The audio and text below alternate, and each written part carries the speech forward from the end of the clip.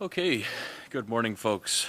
So actually, the meeting was called to order at 8 o'clock a.m. as we had a closed session, business item for closed session this morning. So we have moved back into open session. So I want to just say good morning. Good morning to staff, to members of the community, to council.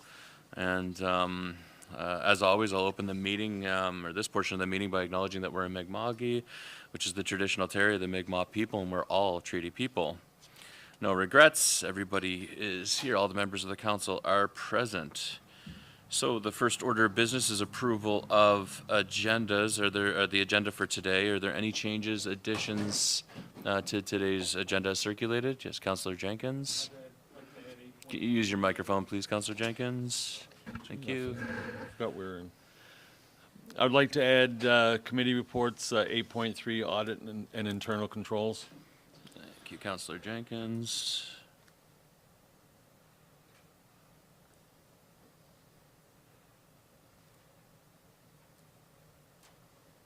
My pen is good on me.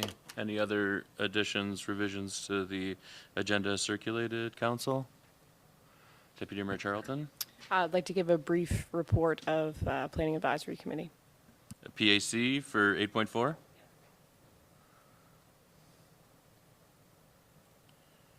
Anything further, Council, for today's agenda? Seeing none, I'll ask for a motion to approve the agenda as amended.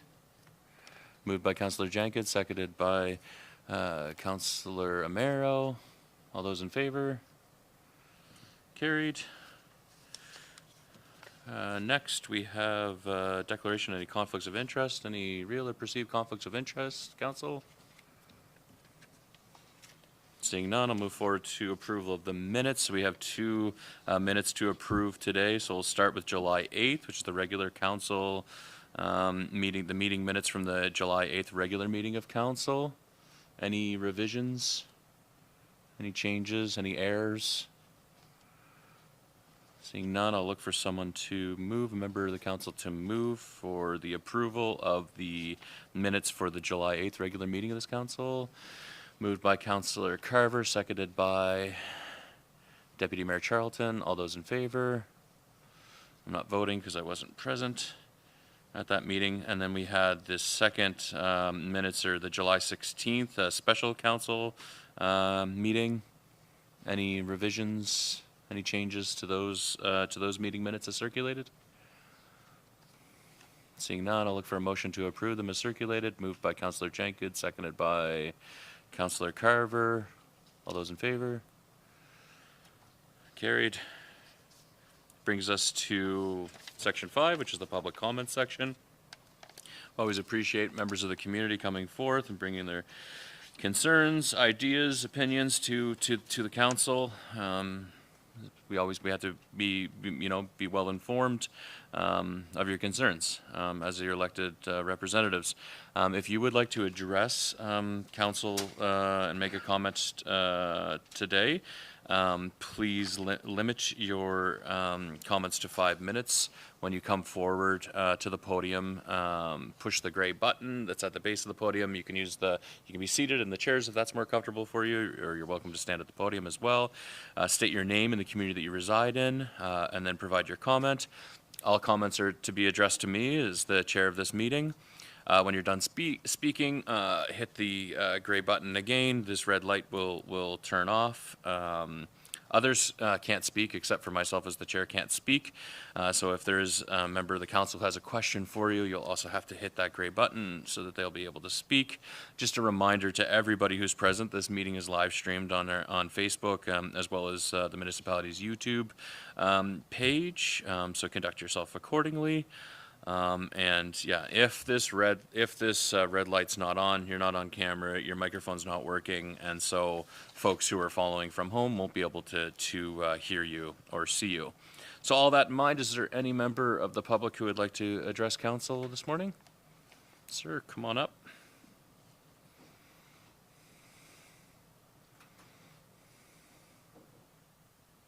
Hi, my name is Philip Kennedy, and I live on the old Port Mattoon Road. And My reason for being here this morning is to find out when and if there can be something done to fix the road. It's in dire states. We have a school on the road, and there's about 12 buses that travel twice a day there, and especially in the winter, it's really bad because anybody that's traveled this road knows how bad it is, and something needs to be done. I've been trying for years now and haven't gotten anywhere, and would like to see something fixed before somebody gets hurt. Okay, great. Thanks very much. Just to clarify, the section of the road I think that you're talking about is from the Whitefoot connector down to the Yes. Wick Wire, that upper portion of Old Port Yes. Mattoon Road. Is that right? Yes, Yeah. Okay. thank you. Thanks very much. And I appreciate the approach isn't to engage in a question and an answer. So I thank you very much for highlighting your concerns associated with that a section of road and J-class roads. And my understanding is that would be a J-class road. Are something that we continue to struggle with and work with the provincial, our partners within the provincial government to find ways to better resource those. We're aware, this council is aware, and we get a lot of feedback, and a number of us live and travel on those roads frequently, and we're well aware that the standard of the road and the condition of a lot of the J-class roads in Queens County is not to the standard that we would like to see. And so I'm pretty strong advocate for that, and I'm hoping that we do get some traction to address those. So just for clarity, the J-class roads are roads that are a dual responsibility. They're roads of an urban nature that are paved, that aren't within the boundaries of the old township. So during amalgamation and post-amalgamation, all of those roads become a joint responsibility for the province and the municipality. And so we need to work alongside our provincial partners to identify the roads that are in greatest need of repair, and then to allocate resources to repair those. And I completely understand that the state of the road, that where you live on Old Port Mattoon Road, is not good enough. Councillor Fancy, do you want to get in there? Yes, I just wanted to also add to it, of course, as we know, I think it's only $2 million allotted from the province, and then we could, 1 million. Oh, it's only Yeah, 1 it's million. Wow. interesting. Yeah, so, and that's so that when they reach that limit, that's for the whole province. That's right. And when we can go 50% with them, but we've already put in roads and requested that we were willing to put our money into it, but there's no money from the province, so they deny it. We can't do it. We can't do anything, not unless the province comes up with their end of it. Yeah, it's interesting. It's talked about as a $2 million program, but the $2 million is actually 1 million from the municipality and 1 million from the province. And yeah, for the entire province. So it is badly underfunded, the J-class road program. There's no getting away from that. And unfortunately, we do not have the financial resources to attend to all of the J-class roads unilaterally as a municipality. We just don't. It's unrealistic.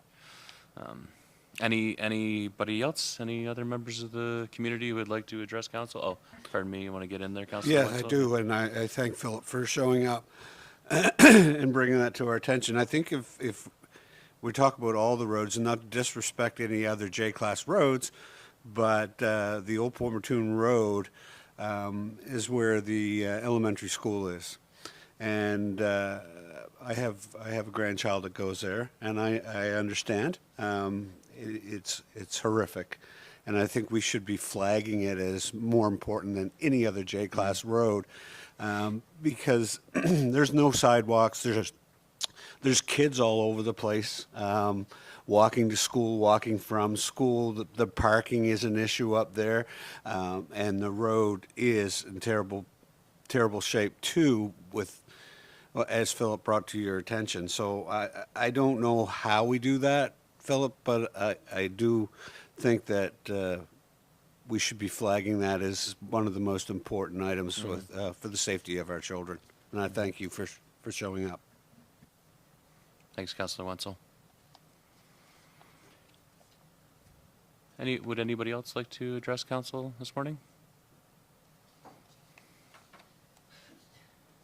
Morning, Mr. DeVoe.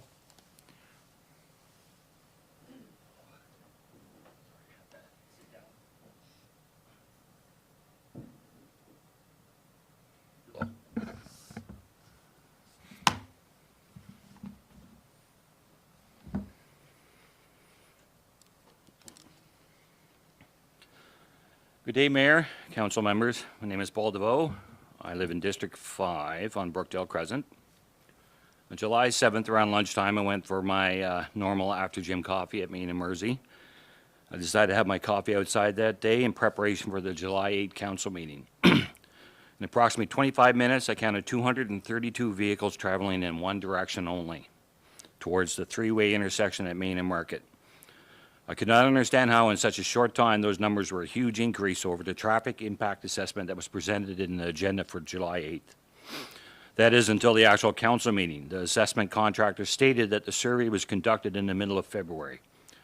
So the question then is why? Why do an assessment on traffic in one of the slowest months of the year? The only reasons I could come up with were not good, and I will not go into them due to the time constraints. So the effort was then put into the policies and procedures of a traffic impact assessment. I looked into almost 50 different municipalities and how their traffic impact assessments were conducted. From St. John's, Newfoundland, which one was done in the early spring of 2023, to Port Alberni, which conducted 5 simultaneously separate locations at the end of September in 2017. So all throughout Canada, traffic impact assessments were either done during early spring or late fall. Why? By design. Traffic impact assessments are meant to be done during off-tourist season and during months that schools are in session in order to gauge the traffic throughput during, quote, normal, end quote, operations. The issues at the intersection of Main and Market are not just the traffic volume. The issue in this is the current configuration of this intersection safe. Under federal and provincial risk management guidelines, this requires a risk assessment survey to be conducted, not a traffic impact assessment. Though a traffic impact assessment is considered a risk management tool under the Federal Impact Assessment Act, traffic impact assessments are not conducted as a separate process, but are part of an overall impact assessment for projects that have traffic components. Traffic impact assessment's primary purpose is to assess the operational and safety impacts of a project's traffic on the surrounding traffic network. Hence why the survey provided on July 8 details the developmental projects that are located on Shore Road. A proper risk assessment survey conducted at this intersection would be done under the worst-case scenario or optimum or peak usage when both vehicle and pedestrian traffic are at their highest. It would look at not just volume, but the behavior of the traffic, such as the percentage of vehicles not coming to a complete stop or a rolling stop. It would also look at pedestrians and if they are stopping or looking before crossing, or the behavior of people on bicycles. On the 23rd of January in 2024, Councillor Gidney provided information of a resident being struck at that intersection. He stated that that intersection had been problematic for years, quoting a 2015 review. The council acknowledged that pedestrians are crossing when not safe to do so and discussed ways of getting people to stop and wait. On 8th October 24, the Region of Queens Municipal Council acknowledged again that pedestrians were not crossing when safe to do so, and that a huge concern was the vehicle traffic was coming to a complete stop at the intersection. The concern was also stated that even if a light system was put in place, that people would still not come to complete stop when making a right turn on a red. And that can be controlled, by the way. The results of this discussion was a motion to develop a scope for a comprehensive assessment of Main and Market intersection. This motion was unanimously approved. Now, by definition, a comprehensive assessment is a thorough and systematic evaluation to gather extensive information. The traffic impact survey did no such thing. It only looked at the traffic volume with the assumption that the people that using that intersection would behave in a manner that is predictable and by the letter of the law. This council already knows that they do not. So my question to the council is this: will the council conduct a comprehensive risk assessment on that intersection or stick with the bare minimum and use the current half-measure results to make a decision? In my experience with risk management, once an organization discovers and acknowledges a deficiency, especially with the safety of personnel, then they are not only responsible for it, but they're also liable. And core policy immunity may no longer be absolute. To conclude, I was asked by my soon-to-be wife, is this a hill I want to die on? Absolutely, and here's why. I cannot speak for others who have been injured, only myself. I am a product of poor decision-making. My injuries are due in no small part because people made poor decisions in an effort to save money, resources, time, or simply because it was their decision and no amount of relevant information would change that.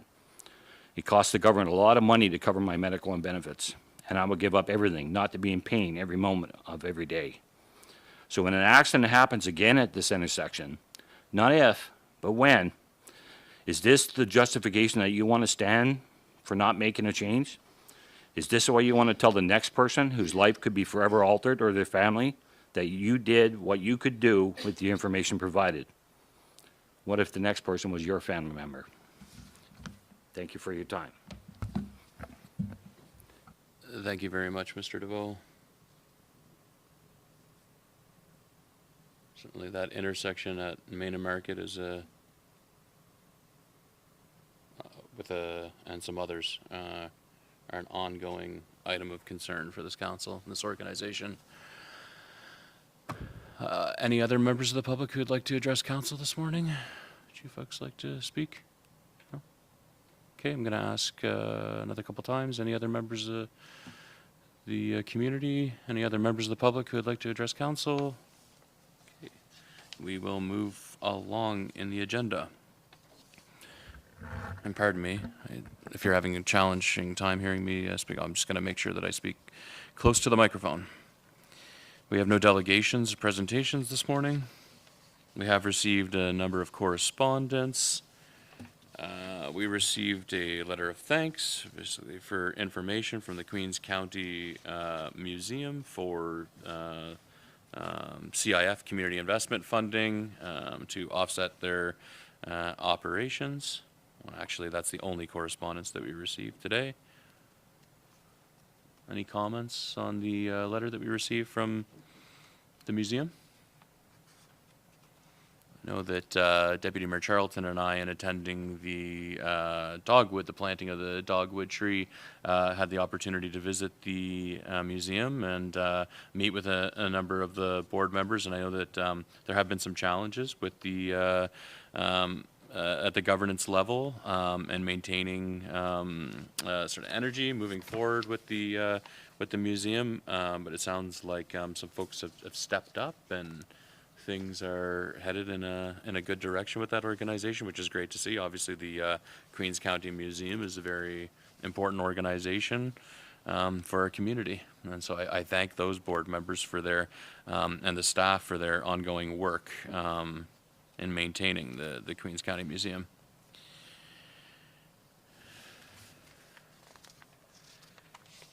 We're not dealing with any unfinished business on the agenda today.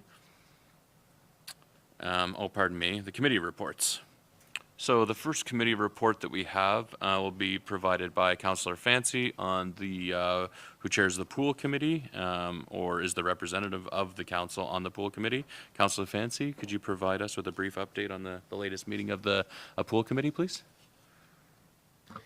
Yes, our pool committee was short now. We're getting to a spot where, of course, where everything is going forward. We're just trying to make additions and where we're headed for with the committee and what's left.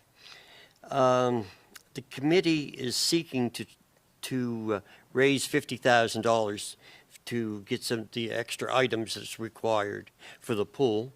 So they're looking at selling these tiles, as we mentioned the last time, that people can have their names on the tiles, and they're looking at the $250 donations, $2,500 and $5,000. So these are things that they're going to be looking at trying to raise money. The other thing is their mandate. The mandate for the committee when it was first set up is set to end 1 month after the opening of the pool. So we're looking at bringing something back to the council to be able to extend this mandate, because we don't believe that that's going to be the end of where we're going to be with this committee, because we're going forward, trying to see what else we can do, and possibly at least looking at a research of in closing. It may never happen, who knows, but we want to, the mandate should go on further on. Staff will have to verify a list of groups or people that will approach for trying to get funds and such as. There are, what I know of, there's 3 people in training for the junior lifeguard program. That's going to be, of course, a problem when we start up. I heard the other day out to North Queens that there might only be 1 person coming back even for a lifeguard out there. So we got some issues going forward for lifeguarding. So we don't want to think of any way that we're going to be starting up and all of a sudden North Queens goes down because there's nobody there for lifeguards. So we have to try to get into more into the schools and such as get people. I've been talking to a few people lately who've had children who have been lifeguards themselves, but their children aren't, and just trying to find some way of getting people encouraged to go forward for this. I think Elise was talking about trying to get money from the energy rebates as we go forward. But that's about all we had for the meeting, and our next meeting is scheduled for August the 29th at 3:30 p.m. Great. And is the timeline for the construction of the new pool, is that on schedule? I don't know if I know that one thing they're going to be trying to, I think they're a little behind because, of course, when we first originally said this, they thought they were going to be up and finished by this time this year. So everything is back to where, back further than what they thought. But they want to be able to get the walls up of the outside area up so they can be able to work on that during the winter. Everything is still on the go for spring. Thank you. And then Councillor Fancy, you're up next to provide a brief update on the Emergency Services Committee as well. Okay, that meeting we had on July 15th. We had a report from Jonathan Roach, who was filling in from Deputy Mayor from North Queens, and he talked about the Emergency Health Service meeting, which is ongoing with the province. They have improvements in the fire service response to the page calls, but yet they need clarification was provided regarding the 911 call procedures. If someone calls for a private residence and wants the fire department to respond, they must clearly request it. Simply placing a 911 call no longer guarantees a fire response unless there's an imminent threat. Nominations are available for the National Fire Chief of the Year award, and we put that out to the fire chiefs if they wanted to make any nominations. They didn't seem to be too keen on it, going forward with it, but it's there. We had a discussion on the long-term concerns of the fire services. Of course, everybody knows there's less and less volunteers to be able to come out to respond to fires. So there was a report put out in 2000, I think it's 2014. I got a copy of it, and we tried to and probably the next meeting we'll look back at it to find out what we can do in the future, how we can be able to make this go, because with less volunteers, with higher costs of everything, how are we going to respond as a county with our fire groups? And they're all open to talk about it, because we want to make this so it's workable. There was a discussion on the program for new recruits for the fire department. There was somebody had put in that some suggested exploring school programs where students could earn credits for being involved in the fire department. through such initiatives would require significant coordination. It was recommended to look into how other regions are running similar programs.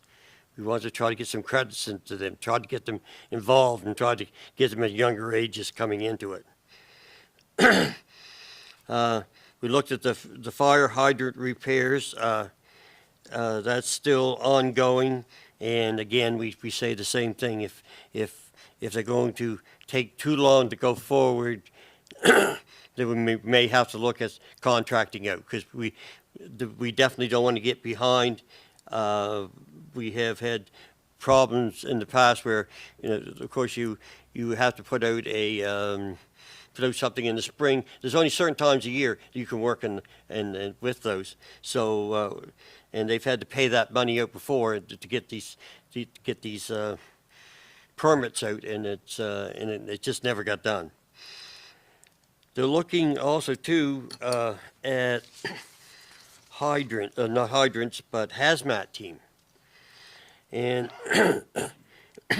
it was suggested that the region of Queens submit a grant application to the Emergency Service Provider Fund for $200,000 to support the development of a hazmat team in Queens County. Concerns regarding the formation and operation of the hazmat team were also discussed. So that's something new. I don't know if region wants to go forward with that or not. And then the fire district signage was discussed with a need to follow up with Mike regarding updates where the signage is, so we can get that out so they can be able to identify each district where each one would be covering. Our next meeting is October 21st at the North Queens Fire Department at 7 p.m. Any questions, Council, for Councillor Fancy? Go ahead, Councillor Carver. Just regarding the North Queens pool. Oh, that sounds awful loud. So I know I've talked to some parents out there in North Queens about their students taking the lifeguarding, so there is interest in that, so that's good. And there has been somebody, I don't know who it was, that went to the school and did do a presentation to the children about lifeguarding, so that's good, right? So hopefully that we'll get some. Councillor Fancy, just with respect to like the future of fire services, I believe that the province is also conducting a broad-based fire services review at the provincial level as well. Are you aware of that? Like, I believe that there is going to be a report forthcoming from that review that's underway at present. That's my understanding. I've heard it through the grapevine, but I didn't even know if it's ongoing or not. Yeah, I believe it is. Yeah. I believe that they're engaged in consultations now, so hopefully that will provide some direction. With respect to the hazardous materials item that you had identified, the hazmat stuff, did you pass that along to staff to explore in any capacity? No, I didn't. Okay. So this is the first of it. Sorry about this, That's okay. CAO. But I'm bringing it along with the report. Okay, great. So I think that, we should understand exactly what that would entail and what obligations or what that would mean pursuing that direction. So if you could forward that along to the CAO, that'd be great. Thanks. Any further questions on the pool stuff? Or, pardon me, I didn't provide an opportunity to jump in with any questions or feedback on the pool committee work, but any further comments or questions for Councillor Fancy on his work with the pool committee or the emergency services committee? Go ahead, Councillor Wenzel. I have just a quick question. The emergency services committee, Jack, have you guys been informed about this now program that the province is putting out called Unsung Heroes, where you sign up to volunteer for emergency situations? I know our local MLA has posted a lot about all these volunteers for emergency services, and I wonder if that's been coordinated through our committee or the fire departments. No, I've seen that out there about unsung, but people who aren't being identified as people who have been heroes. But no, we haven't brought that forward to the fire department. But I can bring that at the next meeting. Anything further? Okay, then at this time, 8.3, I'll invite Councillor Jenkins to provide a brief update on the Audit and Internal Controls Committee. Last night, the Audit and Internal Controls Committee met to review the unaudited financial statements of the Region of Queens ending at March 31st, 2025. The meeting went quite well, and it was the reason was that our Director of Finance had provided us a very good review sheet that explained any discrepancies that we would have probably been asking questions about, which was preempted by her sheet, and the fact that the figures that were on that sheet were explained to us as we proceeded through the reports. At the close last night, we agreed to have the reports or the statements proceed to the audit company, and those will be returning to the council for approval in the near future. Thank you.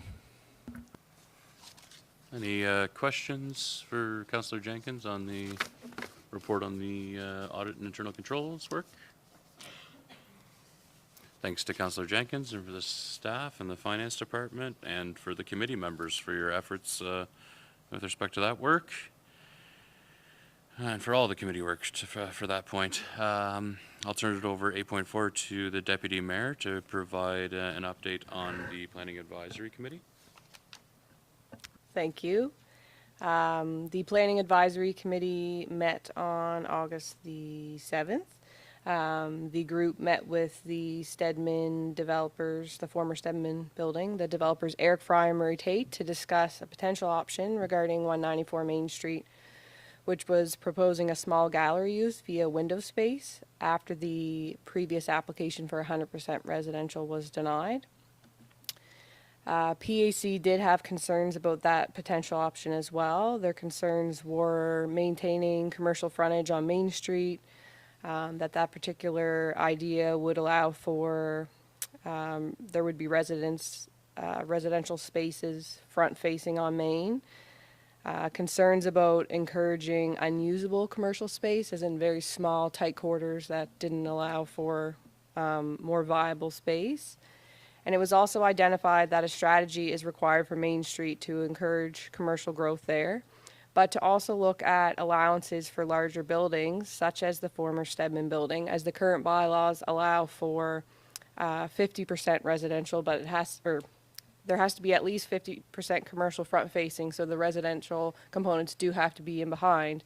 But it's been identified that in a large building such as that's close to 30,000 square feet, it's challenging. And back in the day, those particular buildings of that size were large warehouses or things like that. And so it was identified that there needs to be a more thoughtful process about how we can encourage some vibrancy on Main Street and support that, but also allowing for more flexibility than we currently allow. So the developers of that building are looking at some other potential options with their architect, and they will be coming back to the Planning Advisory Committee at a later date to kind of workshop to try to figure out a way forward that protects the commercial zone on Main Street, but does allow for that more flexibility. So just a brief update on that. Happy to answer any questions. Thank you, Deputy Mayor Charlton. Any questions for her at this time, Council? No? Okay. Thanks very much. Thanks to you for your leadership and for staff and the Land Use Department for their efforts, as well as for the voluntary committee members for their time and efforts. So I believe that concludes committee reports for today's meeting. So I will charge ahead here with new business. So the first piece of business is relates to the Greenfield Recreation, Greenfield Rec funding that we provided for within this year's budget. And we have a little bit of an update, and Director Vino and Roberts are going to provide us with a report and seek a bit of direction from council this morning, although it looks like it's just Director Vino today.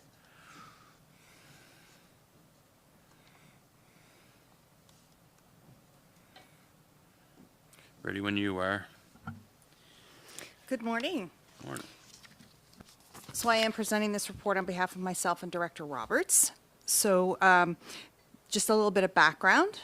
The Greenfield Recreation Association has operated a volunteer-run, not-for-profit recreational facility for the past 40 years.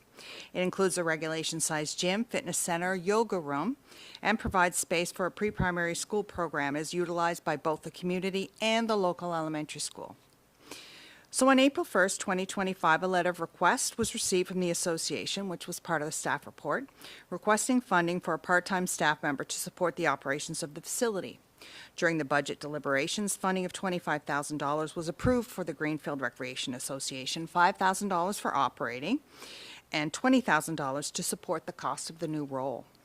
Funding for similar societies requires the following reporting: a report on all activities that were supported by the position and the benefits to the community created with this municipal support, financial statements outlining administration of funds under the project, including all revenues, expenses, and current bank account balance, any further plans for sustainability of the position beyond this current year. Staff are requesting clarification from council that these criteria will apply to the Greenfield Recreation Association. The funding request was for annual ongoing support indexed to inflation, so the letter accompanying the funds disbursement will include something that tells the association that annual funding is at the discretion of council during the budget process, so council doesn't commit to those things in perpetuity. So funding for the period for this fiscal year has been included in the Region of Queens 25-26 operating budget. Are there any questions? Questions, council? So this funding lives outside of the Community Investment Fund, so there's no established program that articulates reporting requirements. Is that right, Director Vino?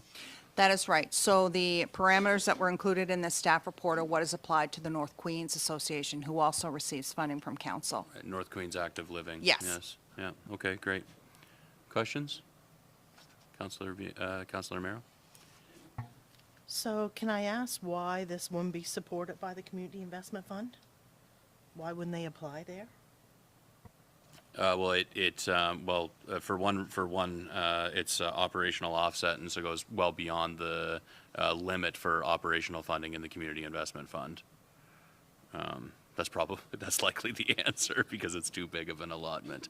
But it may be something, as we do a priority of council being community wellness, social connection, physically active lifestyles. We may get to a point where it might make sense to either broaden or create a different component of the Community Investment Fund, or to stand up a separate program to administer these funds, where if we're dealing with, a lot of rec associations or similar types of programming occurring, where we may, to be streamlined in the application and reporting and allocation of these funds in the future. I guess it's an expansive thing, right? It's been supported. North Queens Active Living was supported historically, and now Greenfield Recreation is being supported with further monies. So there may be a business case in the future to have more of like actual streamlined, like standing up a program that articulates this. But I guess for this year, I think that what the staff are looking for here is it the will of council to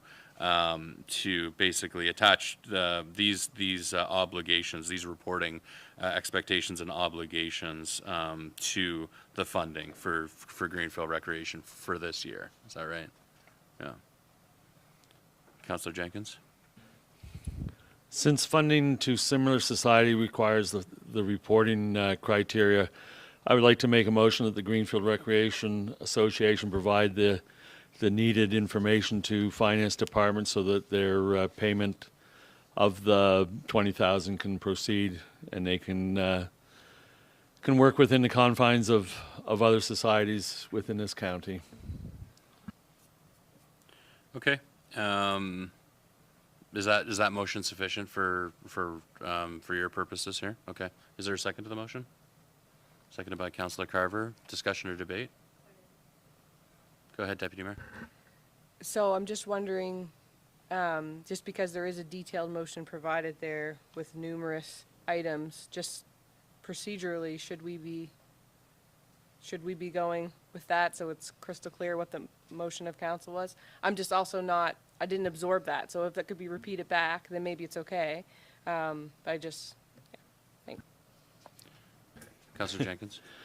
My mistake, I didn't scroll down on my screen far enough to see the recommendation. My apologies to Director of Finance. Staff's doing the work for you. So I will now read off the recommendation that the Council of the Region of Queens Municipality receive the report titled Greenfield Recreation Association Funding for Information, and that the Council of the Region of Queens Municipality direct staff to follow society reporting requirements, including a report on all activities that were supported by the position and the benefits to the community created with this municipal support, providing financial statements outlining administration of funds under the project, including all revenues, expenses, and current bank account balance, and any further plans for sustainability of the position beyond this current year.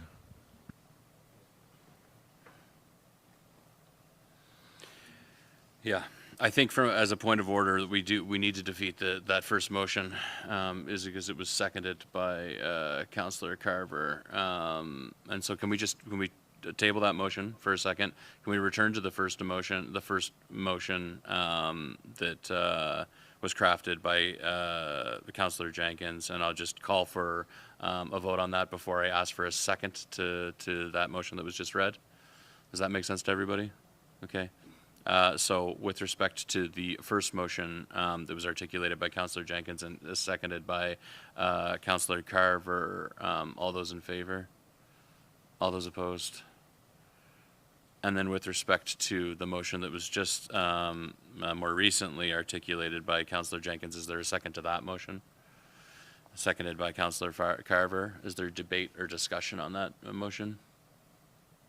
Is there anybody who would argue against including these reporting requirements? And just to be clear, this money was already committed in the operating budget, so this motion is really about, is council, is it the will of council to, before distributing disbursement of the funds, to outline the reporting requirements?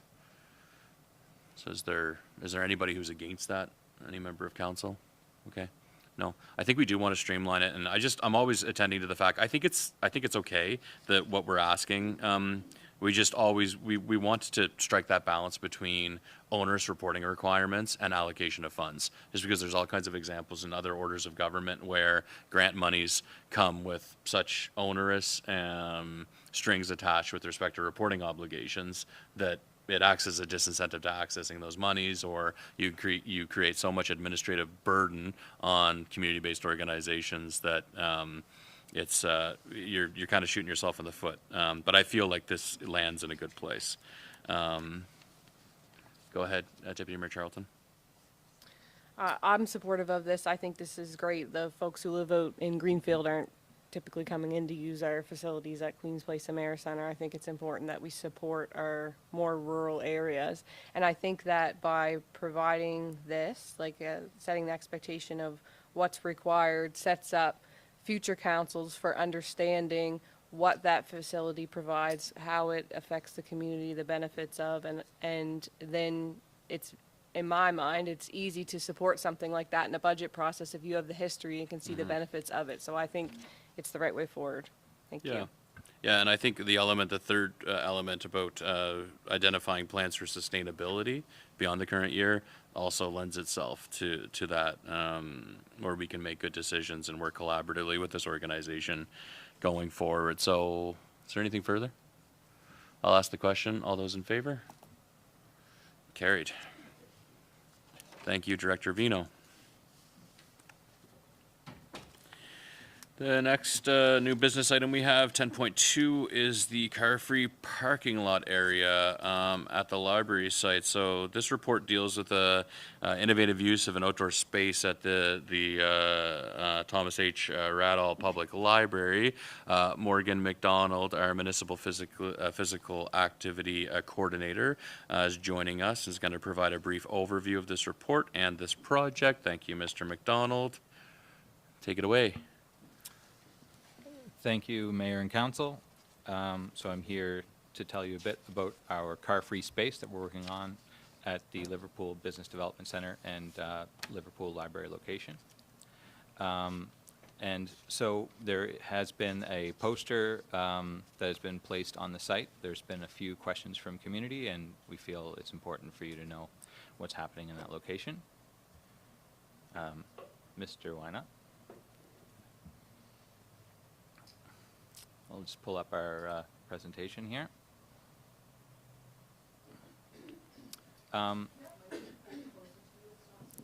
Certainly. Yep, no problem.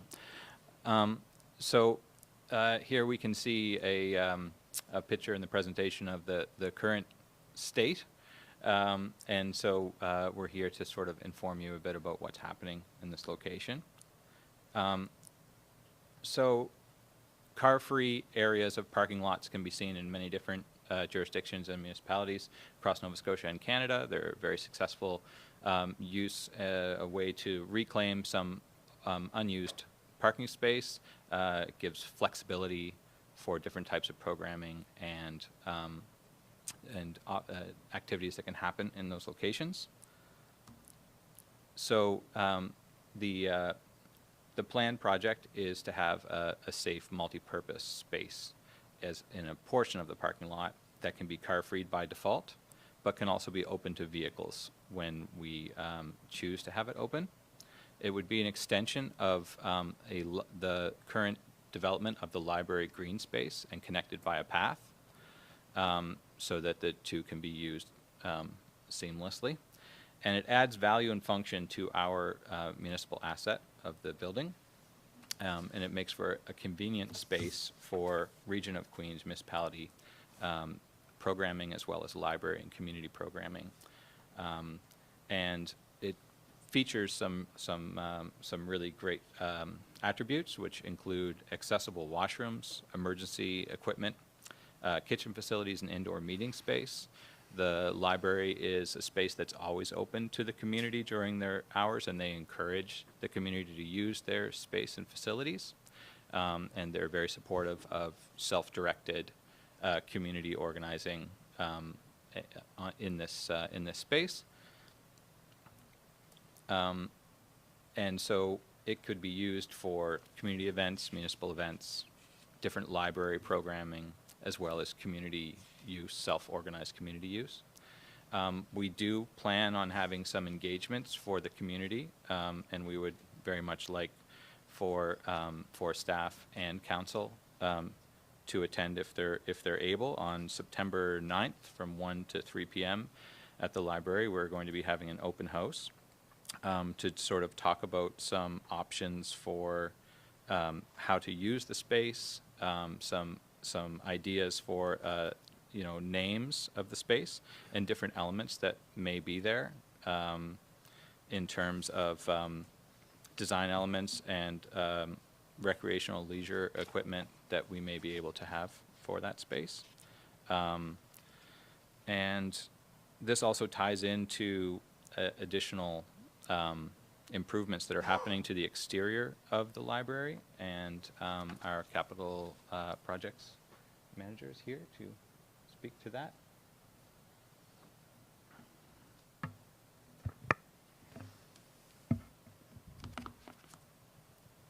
Good morning. I don't think I have a slide per se, but I'm a bit of history as we transition from the renovation project of the library moving into active use.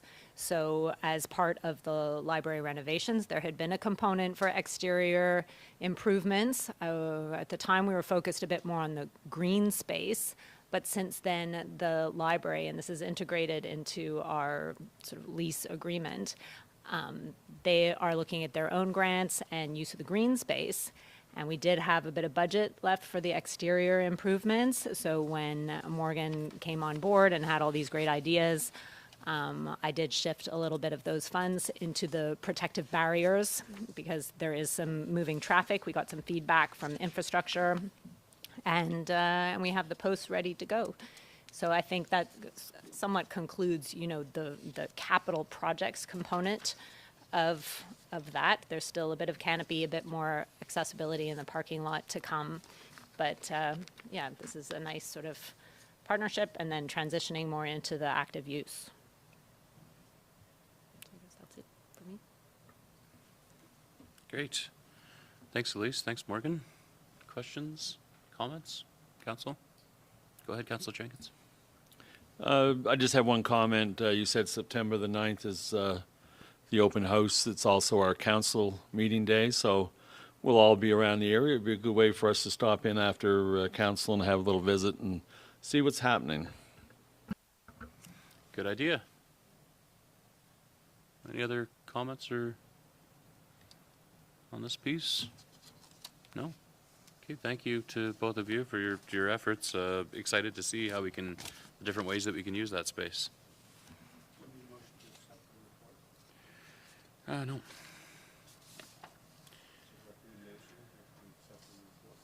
Pardon?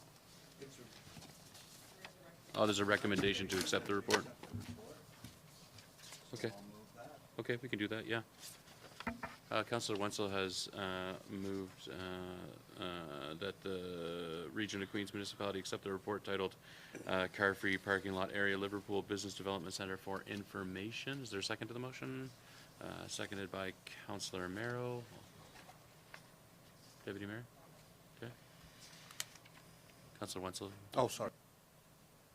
Thank you. I just wanted to say I appreciate the clarity and more information about the car-free parking lot. I've had lots of questions from residents just wondering what all that would entail, and so happy to share that report with them. So thank you to both Mr. McDonald and Ms. Johnston for that. Great, thanks. All those in favor of accepting the report? Carried. Okay, 10.3 is temporary borrowing resolution for some equipment. Director Vino, give us a brief overview of this request, please.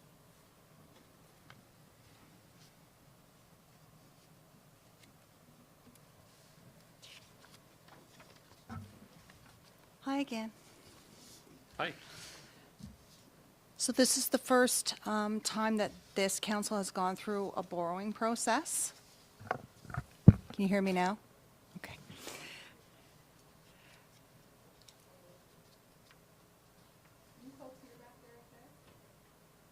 Steve, can we turn up the speakers at all, please? So there are two steps to the process of borrowing money. Municipalities borrow money through debenture issue through the Municipal Finance Corporation.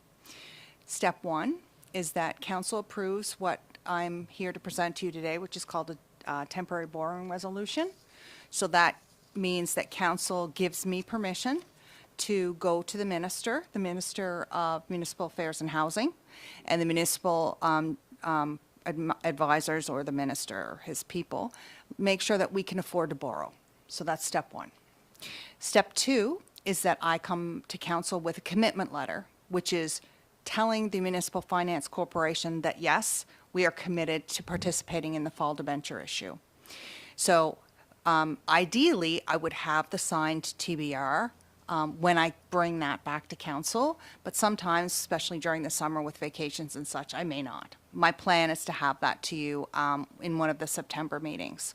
So once those two pieces are completed, then our package goes to the Municipal Finance Corporation, and then they issue debentures as a group, and then we get the money for which we paid out. I believe this was for a street sweeper. So it was in the capital investment plan that we buy the street sweeper and we borrow money to pay for the street sweeper.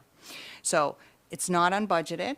This is just a process. This is the process to borrow money. So as I said, this is step one. Oh yes, here we go. It wasn't a street sweeper. It was a tandem dump truck. It was ordered in the spring of '24 and arrived in the summer of 2025. Replacement of this asset was budgeted to be funded by debenture. Staff are requesting to participate in the fall 2025 Municipal Finance Corporation debenture process for this asset. To participate, a temporary borrowing resolution must be completed and approved by council. In addition, this resolution must be approved by the Minister of Finance before the debenture process can proceed. I think that's probably not the Minister of Finance. That's a boo-boo on my part. So the debenture amount requested will be $220,000 to be retired over 10 years. Principal and interest expenditures will be included in future operating budgets. The original budget for this project was $238,870. However, the infrastructure department traded in about an asset, so we've reduced the cost to $220,000. This is the first time I've been here since we borrowed money for equipment. So I just wanted council to be aware of that. Typically on the operating statement, you will see debt and principal payments in the sewer, roads and streets, water. You're going to start seeing debt and principal repayments under equipment. This equipment is operational equipment, so therefore it becomes part of the operational cost of equipment in our operating budget, which impacts the District 13 rates. So I just wanted council to be aware of that. Does anyone have any questions? I'll be glad to answer them. Could you explain to me the District 13 rates buying equipment till I have a better understanding of that? If it's for the municipality, like this piece of equipment, why wouldn't it affect all districts and not just 13? This equipment is our infrastructure equipment, so it's used in public works. The majority of public works activity is centered around District 13. So we are not responsible for roads and streets outside of the town of Liverpool. We do work in the town of Liverpool. That being said, there's no reason why council can't relook at those allocations. I think we discussed something like that when we were discussing the paving rates, et cetera, during budget this year. So because we had discussed that previously, I felt it was important that I raise that topic because I know it's on council's radar. So perhaps it's something that we can go back, and our CAO will obviously talk to me about it. We can go back and have that fulsome conversation around how the rates are calculated, how they're allocated. The 75% of the equipment, roads and streets costs are allocated to District 13, 25% is allocated across the rest of the taxpayer base of the region of Queens currently. The debt that is associated with roads and streets, which is the paving of the roads and streets in District 13, is 100% paid by the residents of District 13. So the roads and streets expense, which includes the equipment expense, the cost of the mechanics to maintain those equipment, fuel and maintenance costs for those equipment, that is 75% borne in that rate by the District 13 taxpayers and 25% by the rest. So if you also remember, Councillor Wenzel, that what we committed to this year was we were going to be looking at the end of every year at looking at the amount of money that was collected in that rate by the tax bills for the people in District 13 versus the amount of money that was budgeted, because the rate is based on the budget. But what happens is when those budgeted items don't get completed, we collect money for which nothing was done. So at the end of this year, actually the beginning of this year, I did an analysis on the money collected for that rate in the 24-25 year, and the amount that was collected over and above what we actually did, the actual amounts, not the budgeted amount, was moved into a District 13 reserve. I believe it was around $200,000. Close. I can't remember the exact amount, but I moved it. So we now have, as of April 1st, 2025, we now have a District 13 reserve that can be pulled on to fund projects that council wants to have taken place, like the sidewalks, for example. You talked a lot in council about sidewalks for the library. That funding could be used to offset the funds for that, or other items that are on council's radar, council priorities. So we're doing better, but I do think that there's an opportunity for improvement. Does that answer your question? Actually, that answers more than one question, but my question, and I agree with all your sentiment there, and we definitely have to talk about the unfairness of taxes in District 13.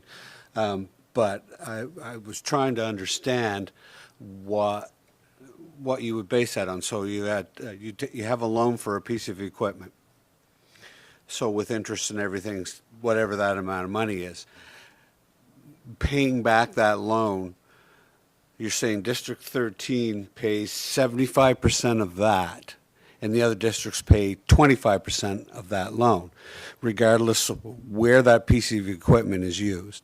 So that piece of equipment could be used in North Queens for 75% of the time. It could.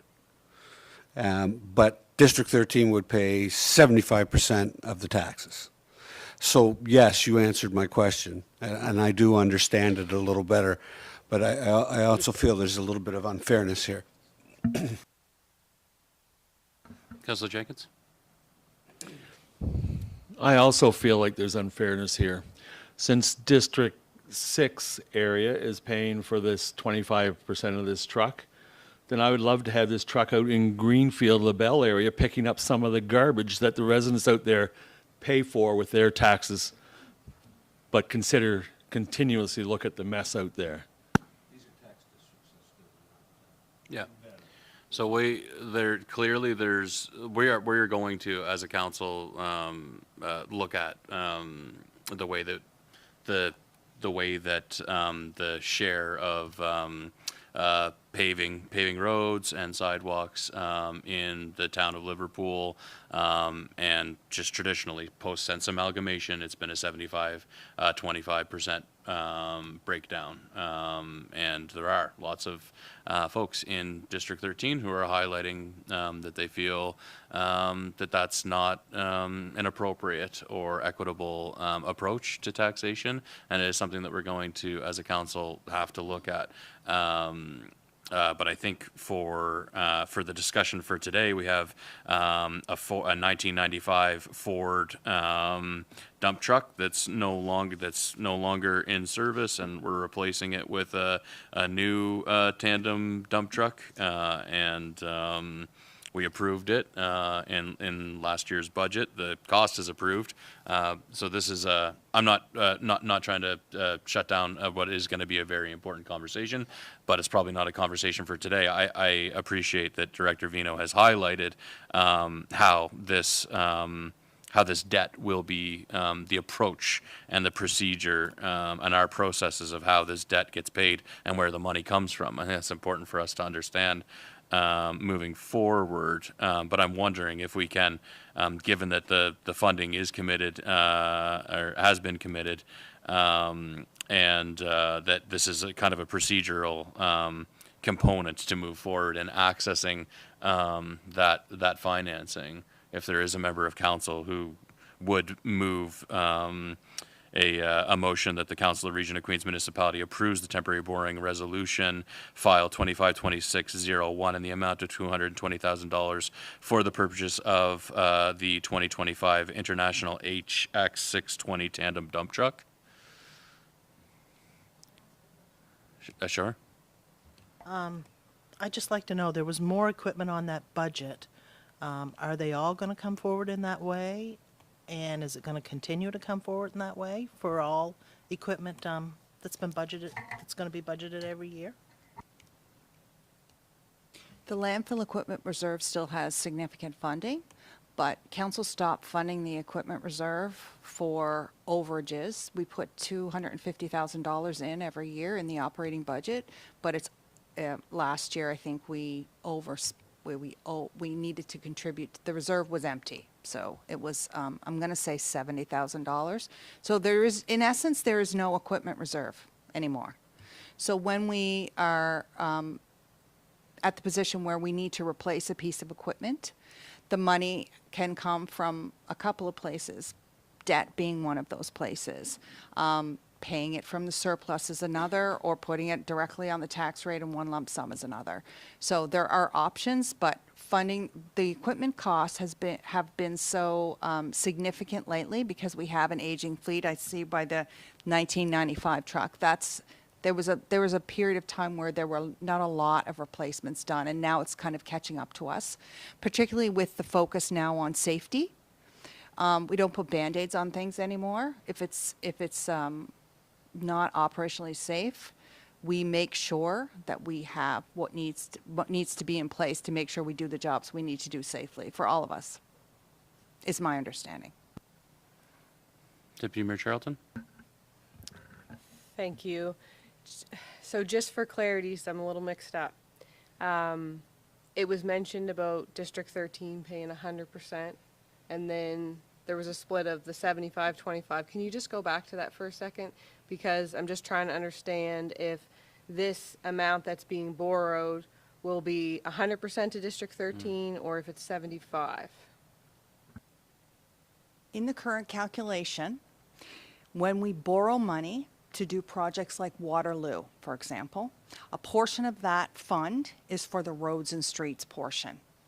So the debt associated with the roads and streets portion is 100% paid by District 13, okay? But the equipment costs that are associated with maintaining those roads and streets, clearing the snow, filling the potholes, things like that. Those are the costs that are allocated 75% to District 13 and 25% to the rest of the region of Queens. So this is an equipment purchase. So in this case, 75% of this, using our current formula, 75% of this cost will be included when we calculate that rate for District 13, and the 25% will fall to the other taxpayers of the region of Queens. Is that, yeah. So just for clarity, because there's been a previous motion back in the day, I'm not sure what year it was, unless we come up with a new plan, we have to follow this particular breakdown. I'm just trying to get clarity on that, because there's only one recommendation here to propose that it be borrowed. There's not an alternative one to fund it from the surplus, for example. So if we could just get clarity on that as well, because I agree with Councillor Wenzel, District 13 is very unfairly taxed, and we do have to look at that. I highlighted that in the budget process as well. It just is becoming more and more obvious how much, I guess, I would say, which as a returning council member, I didn't understand that to the extent that I now do. So the borrowing was passed during the capital improvement plan. Like, that's where it was presented to council, and that's where it was passed. I believe it's council's prerogative to do, to redo it. It's your plan, you can change it. Certainly, I'm open to whatever council decides. Typically, what I can tell you is the surplus is typically not used to purchase equipment. It's typically used when you're looking at a long-term strategic plan to look at long-term assets and developing assets of the region as a whole. But again, all spending is at council's discretion. The surplus was generated by every taxpayer in this region. And so if this piece of equipment is going to be used mainly within the confines of District 13, and I wish the Director of Infrastructure was here because he could probably help clarify that. I do not know that for sure, but it's my understanding that that's what happens. Then you have a situation where all the taxpayers via the accumulated surplus are paying for this new piece of equipment for which the value is based in for District 13 residents. And so I think that's kind of the 75-25% basis that's been used since amalgamation. But that was in the 90s, which is why, we've had that conversation about, we, as the mayor says, we can do hard things, and we shouldn't not do things because they are hard and challenging. So I think it is a great conversation to have, and it's timely. And so whether we were funding it from the operating budget or via debt, the 75-25 is going to hold firm. It would only be if we were paying for this piece of equipment from the accumulated surplus, which is accumulated from all ratepayers, that we wouldn't that it would be equal across the board. Is that right?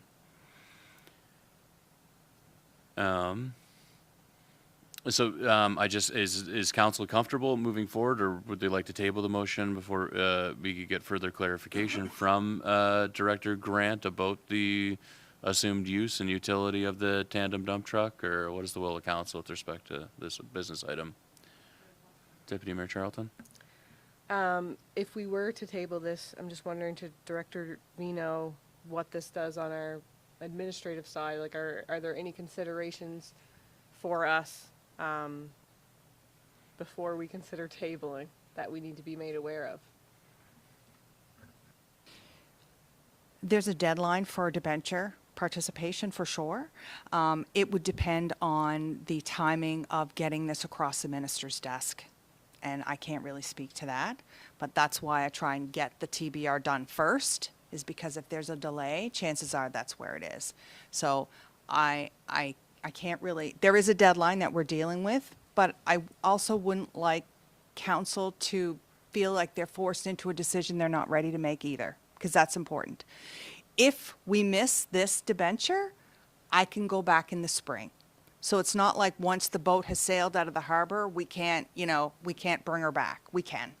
So I think personally that it's better for council to take the time they need to make the decision that they're all comfortable with. And if you want to table this motion, then let me know. Obviously, I'll have direction from council, and I will let the people at the MFC know that we're not going to participate in this fall debenture. We're going to wait till the spring. So it's whatever council decides. Councillor Fancy? Okay, what I'm getting from this, the main thing is we need to get this $220,000 for this truck. We need the truck. Well, we've got the truck. We've already got it. So we're just how we're going to get the money.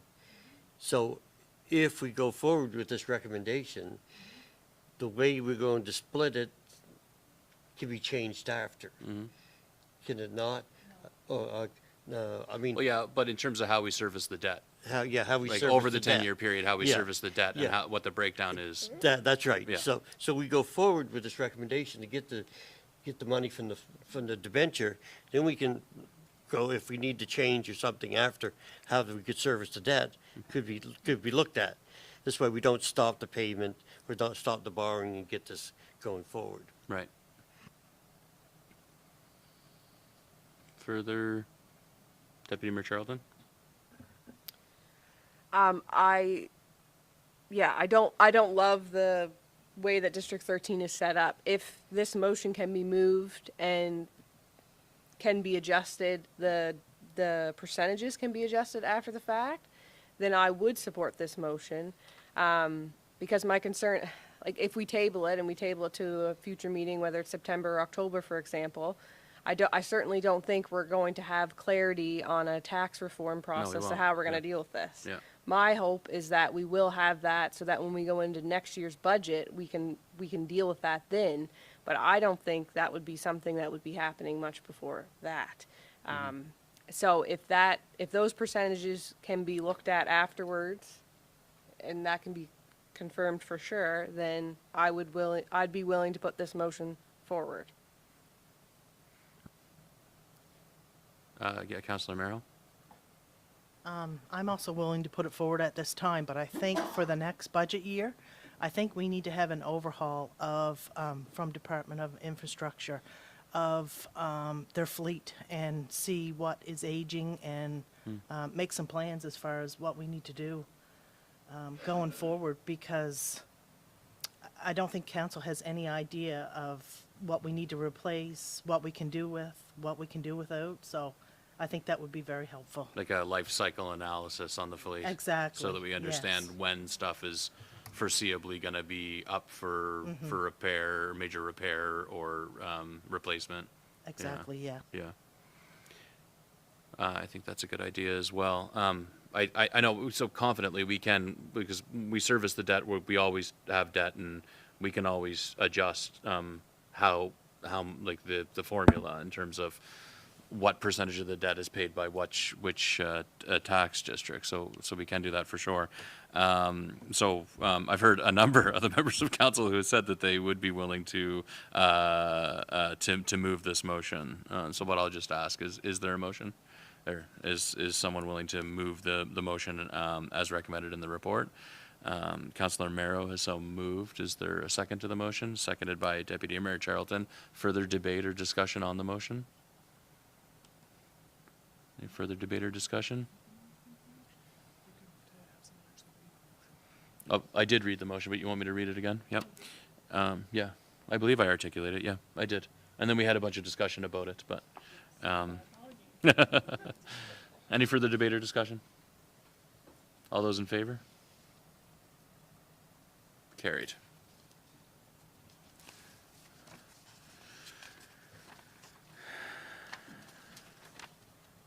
Okay, we have a number of, still have a number of new business items, and I see that we are also going to be joined by the staff sergeant for an update on the police file.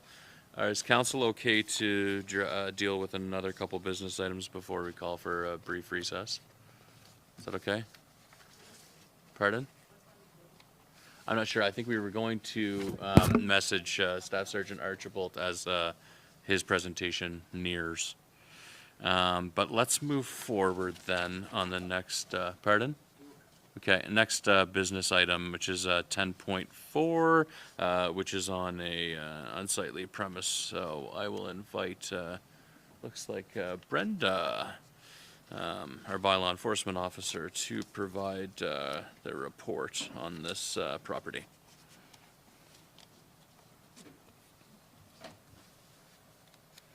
Brenda, you're flying solo.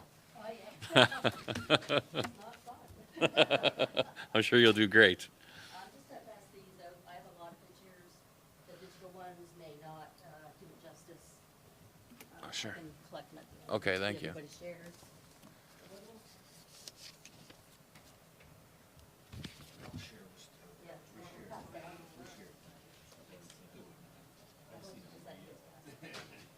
Oh, this one.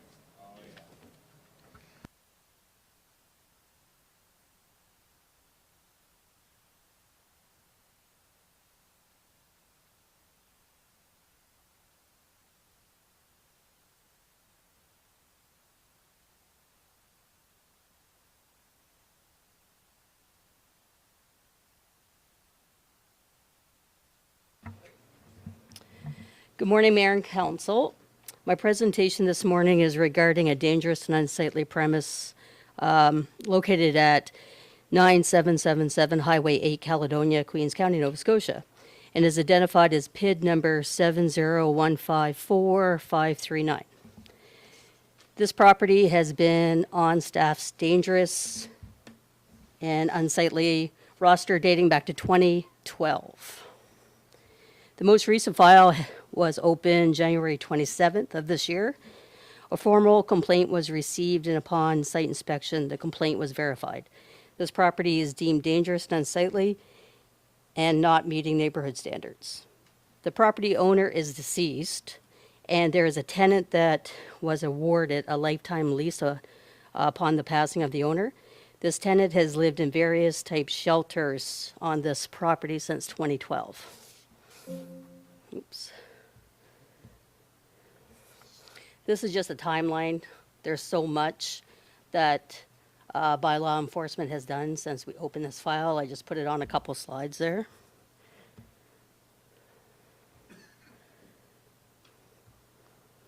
The first couple pictures were taken in the winter when we opened it. I do have some more pictures coming up. That's why I gave out the pictures to everybody to look at. So we've had numerous visits and ongoing communication with the tenant since the file opened in January 27, 2025. Although the tenant has been able to do a little bit of cleanup, it did not produce enough positive results to bring the property up to community standards.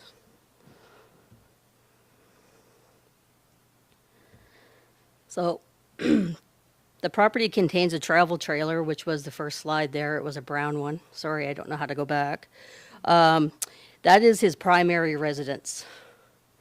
I have been in touch with Ms. Walker, who is the senior safety coordinator, and the tenant is on her radar. And the tenant told me yesterday that he's on the list to get into the apartments, so I assume he means some sort of senior apartments in Caledonia. But if he's not successful in getting on or getting into the senior apartments, he is going to live another winter in that first trailer. Obviously, we're not going to take his dwelling if council approves my recommendations, but we are going to take that one, which is a cat shelter. He likes to feed and try to house feral cats. That is a complete hazard. I went out yesterday, yes, to say the least. There's also a two-story barn in the back. That was yesterday's picture. It is lacking structure integrity and is likely to collapse if we get a little bit of a hurricane or maybe over this winter. That's on the property. He used to live in that, but not anymore. There's also another smaller travel trailer, the green one, which I was talking about. Sorry, my pictures are in reverse, which we want to take, which is the cat shelter. There are countless miscellaneous items such as metal, lumber, windows, doors, furniture, household items, wire, construction materials, and equipment strewn about the property. There's so much so that I couldn't even do a proper site inspection. There is definitely apparent rodent activity, and it's also affecting the neighbor properties, which is where the complaints are coming from, obviously.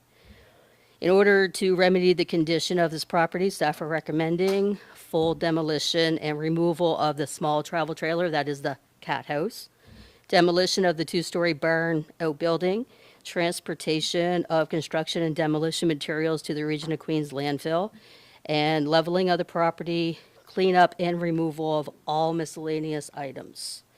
To my knowledge, there's no representation for the property today. But I was out yesterday and talked to the tenant. He's been through this before. This is just this year's file. These are the files since 2012. The Region of Queens have cleaned up this property numerous times, so he's well aware of what happens next. We're not asking to take his primary dwelling or anything that is of value, such as he has a tractor there, a four-wheeler. There's things like this that we obviously won't take.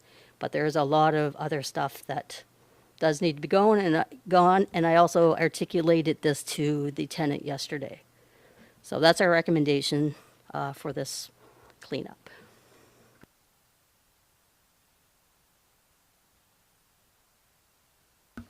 Any questions thank you, Ms. Keating. Any questions, council?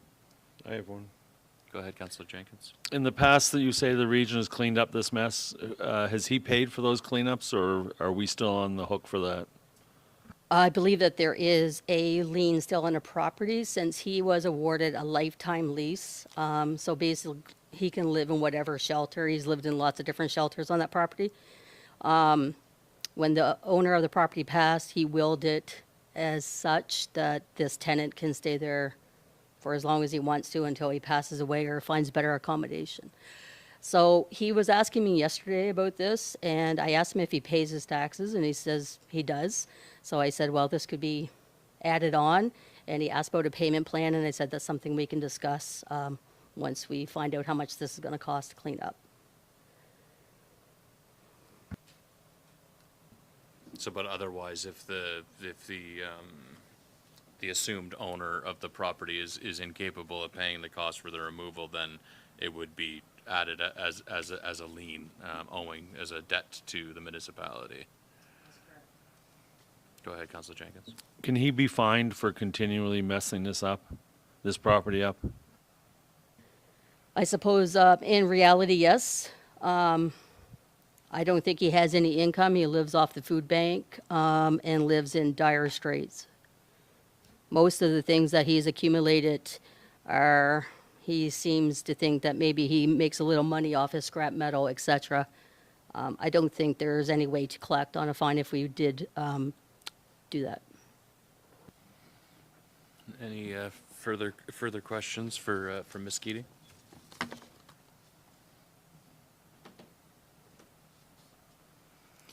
Okay, is there someone who'd like to make the motion as recommended in the report? Councillor Carver, you want to read it out? These ones are always long. Yes, here we go. We recommend that the Council of Region of Queens Municipality declares the property located at 9777 Highway 8, Caledonia, Queens County, Nova Scotia, and identified as PID number 701-54539 as dangerous or unsightly as defined in the Municipal Government Act of Nova Scotia. Is there more? Oh. And that an order be served upon the owner of the property requiring that within 30 days of the date of the service of the order, the following work be carried out. Removal of small derelict camper. Number 2, demolition of 1, outbuilding. Number 3, construction and demolition materials transport to the Region of Queens landfill facility. Number 4, leveling of the property. And 5, cleanup of miscellaneous items strewn about the property.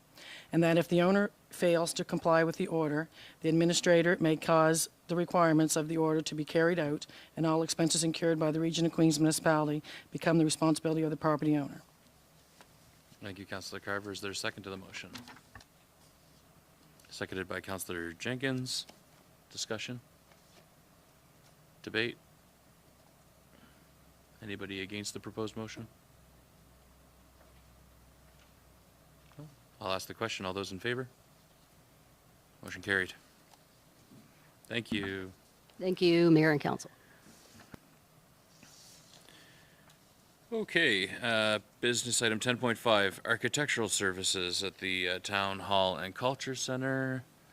I believe we are joined by our staff member Elise Johnson, our manager of capital projects. Could you provide us with a brief report on this item, please?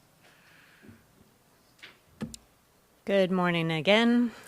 So we all know, hopefully love our Astor Theater as an entertainment and cultural hub. It is owned, the physical building is owned by the municipality as much as the operations are led by the Astor Society. In my past role as accessibility coordinator, I did apply for certain grants to improve the accessibility, some of which were put on hold because we wanted to look at a bigger picture. There were conversations about heat pumps, because as we know, it can be quite stifling hot, especially in the summer. They stop programming, they stop activities and events, and I've been in myself, it's very uncomfortable. So it affects their operations. It's a big project. We have looked at a few independent reviews and designs, but then that didn't take into consideration the accessibility thing. So if we're gonna do this, we need to do it in a holistic way. And after conversations with a lead from the society, it was acting CAO Dan McDougall at the time, and the mayor, we discussed trying to develop these sort of broader architectural services. So we did put out an RFP, and we were looking for specifically this marriage of accessibility and energy, and we did have 6 pretty good proposals come in. To be fair, our ask was a challenge because we were saying we need to do all these things, many of which are unknown. We do have some past studies, some past accessibility proposals, but really trying to look at the big picture that's still unknown. But we did get some with phase 1, which would be to look at all the applicable codes, all the top priority needs, get some community engagement, and plan the steps forward. That's the main question, is what is priority, what can come first, how do we phase this over a period of time? And that's what we asked for. And as you see here, the results came in, and after evaluation, we're proposing the DSRA architecture received the award for this work. They had the best value for price, involving energy audits, as well as all the codes, like I say, between electrical upgrades, accessibility upgrades, all of that. They can mobilize pretty quickly. They have some good history, including the Lunenburg Academy, which is a heritage building, the PEI Province House, and Halifax City Hall. And they figured that if they mobilized in about a week, if they could get things moving, they would be done in up to 6 weeks, sometime in the fall. Unfortunately, this was not included in your budgets. So the proposal is to be funded by the accumulated surplus.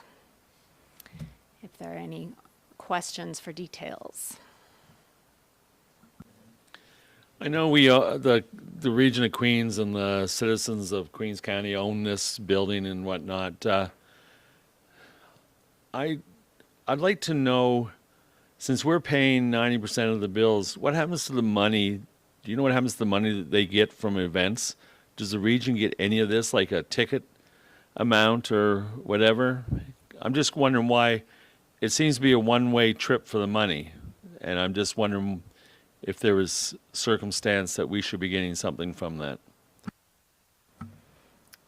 Those are good questions that I do not have answers to. So between our financial department and presentations from the Astor Society, I know conversations have happened in terms of what their rent has been. So I would have to pass that on to somebody else. Deputy Mayor Charlton, you want to get in there? Sure. So there were previous conversations, and when one of their lease agreements were renewed, they do contribute. So there is a percentage. I don't recall what the percentage is, but there's a percentage that's collected from every ticket sale that goes into a capital fund project, so that when these, like, because there's been ongoing efforts to deal with HVAC and things like that, but also we have an onus because we own the building. There is a contribution that from those ticket sales that go into a specific reserve for these projects. So that group is also contributing towards that. That's all I can provide at this time. I don't have specifics. Can we ask Director Vino a question? Director Vino, how much money did we get last fiscal year from the Astor Theater? Because I don't remember seeing it in our financial statements.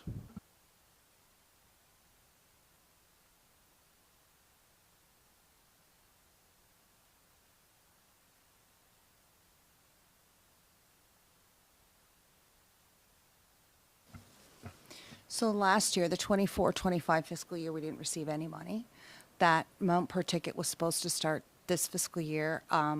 Actually, one of the members of our audit committee, Mr. Azzaro, came in and saw me a couple of weeks ago regarding the amount that we will be getting for this year. I think it had to be calculated after they did their fiscal year end. So I haven't received any money as yet. I don't think it's going to be, in the tens of thousands of dollars. It's 25 cents a ticket, I believe. But yes, Councillor Charlton is correct. When we get that money, it will be an in and out on the operating statement. It'll be in and probably come in on sundry revenue and transferred out to a reserve, because that's where council had said in the agreement, and I wasn't party to negotiating that agreement, nor have I seen it. Mr. Lazzaro showed it to me. So it's not considered revenue to us, is my point. We're just flowing through it. Does that answer your question? Deputy Mayor Charlton?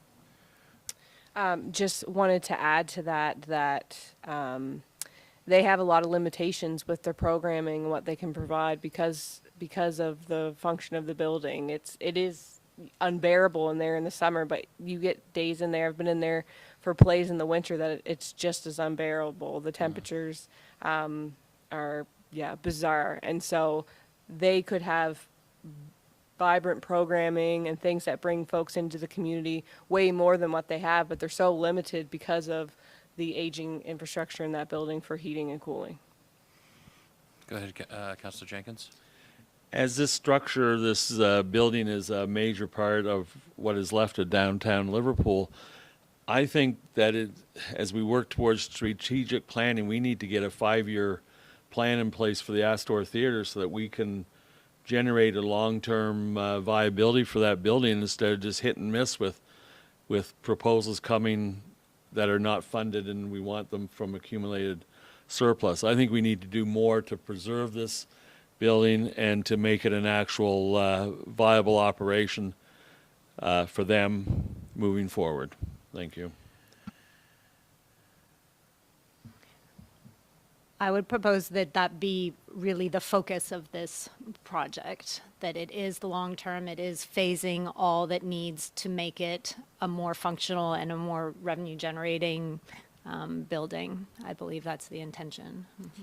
And maybe just as a little bit of context too, this was a known and major project, and there was a major federal grant that was applied for major accessibility and HVAC upgrades to the building. Unfortunately, bad timing with the dropping of the writ on the federal election, but the province, I know, and speaking with Minister Maslin, is very supportive, also as being a contributor of funding to this and for this. And I did, just with respect to the way that we're funding it, I know that we had carved out monies in the budget for this year for community projects, and I believe that that one of the community projects in mind was upgrades to the Astor Theater. So I'm wondering if if there are funds available that could be allocated for this ask, as opposed to drawing from accumulated surplus on that. It's and not to put you on the spot, Director Fino. I'm wondering do we need to articulate in where the funding is coming from for this? I suppose. Yeah, whenever council makes a motion, they always have to articulate where the funding is coming from. I Okay. don't remember anything off the top of my head in that grants to organizations line for those specific. I can't remember them off the top. I know there were two. There are three, and this is one of them. This is one of the. Now we had talked about actually spending the money on actually doing the work, not preparing, not a report in advance of doing the work. I know there is a contingency line, though, that in Yeah. our general government services that we have contingency money for. If that would be something that council would be okay with me applying that to, it's also fine. This is at the discretion of council, so wherever council decides they want to apply it is, that's what we do as staff. Yeah. Go ahead, Councillor Wenzel. I'm very appreciative of the Astor Theater. I think it's probably the most heritage-speaking, most important building in the region. It's beautiful, and I appreciate all the work that's being done. And I also wish that we could have that kind of activity planning over at Queens of Mara Place. What you have there and what you do with that is exceptional. So I'm all for the recommendation, and I'd even make the motion if we're willing to go forward right now, or maybe there's more debate, I don't know. But I'm really appreciative of that building and staff.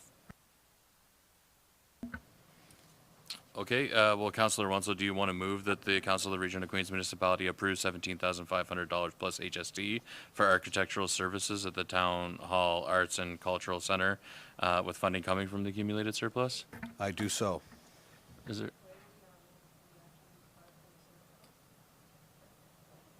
Do you want to table it and seek that clarity? Because I don't want to put staff on the spot and trying to figure out what was or wasn't provided for within the budget. Yeah, go ahead, Deputy Mayor Charlton. So if this motion is moved and seconded and becomes, it's on the floor, the way that it reads, funds it from the accumulated surplus. But if it's then clarified after the fact, and this is a question, I guess, to our CAO, that there were funds in the budget that support this, could we not just use those funds and not use the accumulated surplus, but still move that motion today so that this work can take place? Just looking for clarity on that.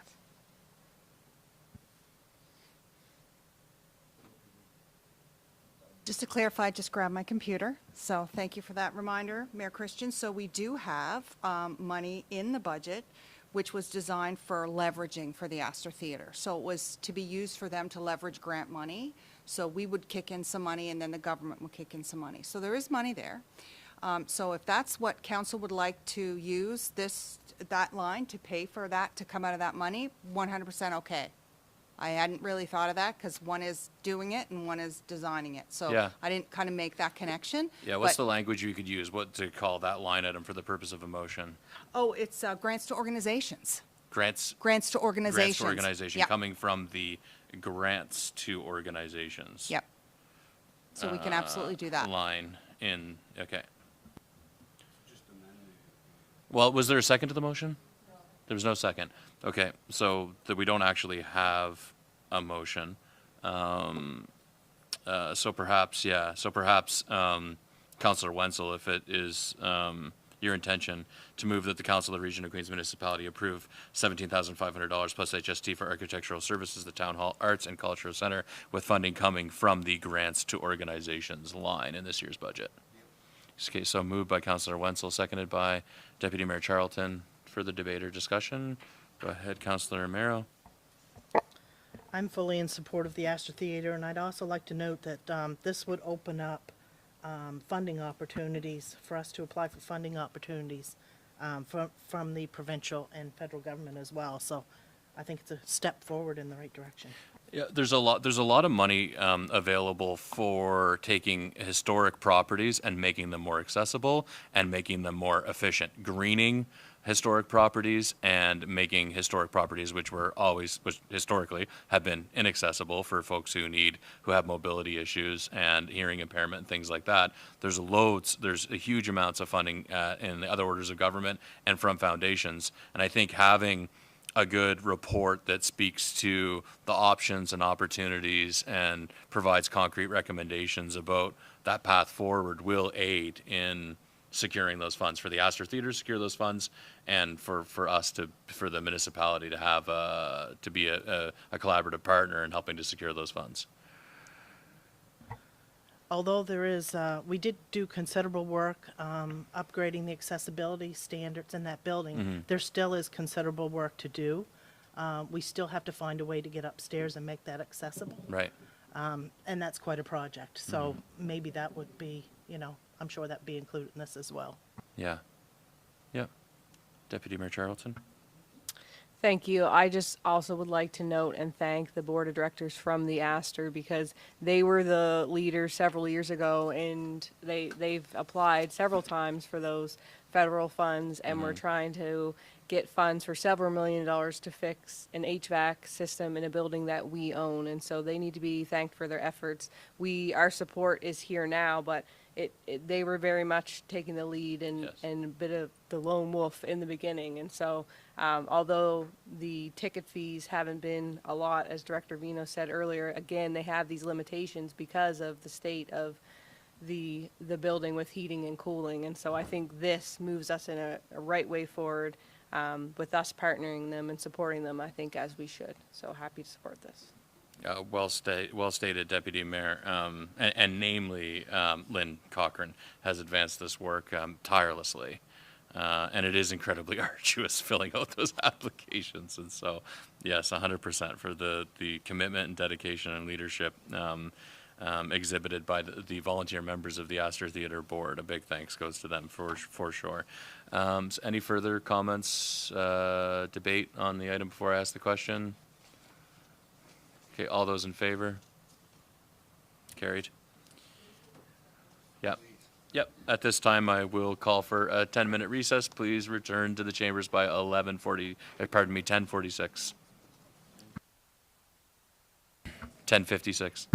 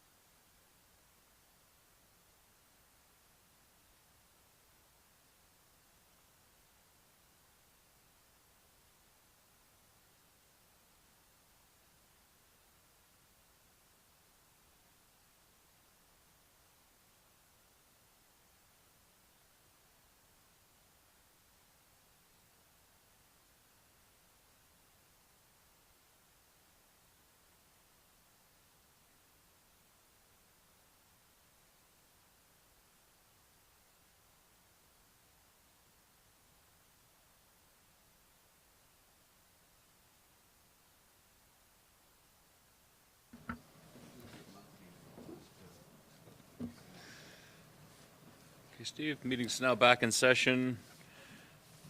Going 10.6, which is the fire alarm system retrofit at the LBDC. Ms. Johnson, this one's also for you. If you could give us a brief report, please. Yes. So another municipally owned building that is next door here. We looked at the Liverpool Business Development Center, previously known as the call center, over 3,000 square meters. And it was purpose-built for the call center. It was purpose-built for a single tenant back in 2003. Recently, we know we've seen other tenants come and go. Recently, the library is in there. And as part of the library renovation, it came under scrutiny, of course, for occupancy is our fire alarm system. We did upgrade for the library zone itself, but Why Not Services, who monitors our fire alarm, felt that it was non-compliant, the building in its entirety, and that really needed an overhaul. So we were granted occupancy for the library with the understanding that the building would be upgraded. We were in touch with Dumac Engineering to complete a design for this. That went out, a request for proposals more recently. Unfortunately, only one submission was received. That was Dayspring Electric. That is to replace the fire alarm system, maintain a lot of the existing devices in the library, but the wiring will be redone in a broad circuit so that according to tenants in and out, we'll try to maintain some flexibility. That's also emergency lighting, a number of upgrades in various codes since the 20-plus years that the building was constructed. So Dayspring Electric came in at $88,142.86. We felt that their proposal was actually somewhat in line with what the engineers had proposed, which was slightly even higher than that. Unfortunately, another item that is unbudgeted, proposed to come from the Operations Capital Reserve. The impact of when this happens may have consequences on future tenants. I know that Richard Lane is looking at new tenants in there, and that really this work does have to happen to be compliant and safe according to various codes. And any questions? Thanks, Elise. Any idea how long the work would take to be performed? Was that articulated in the proposal in terms of a timeline to perform the work? The design engineers did not make an estimate. I was told 6 to 8 weeks once mobilized, but I would want confirmation on that. Council, any other questions for Elise? I have a question, Go ahead, probably Councillor. for you, or Willa. Have we secured the Nova Scotia government as the other tenant for emergency operations? Do we know? I think I think that is like a contract negotiation, so for closed session, and I don't, yeah. Any questions for Elise on the report? Go ahead, Councillor Fancy.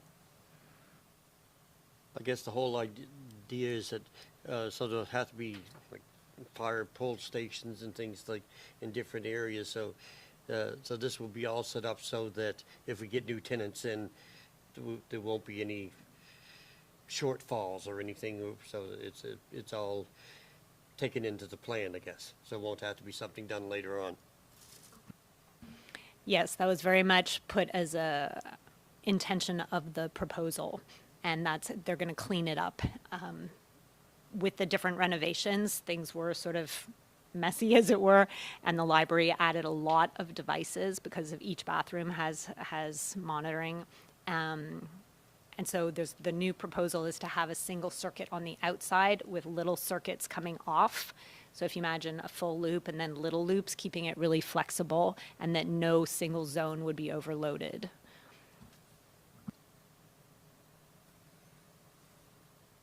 Any further questions?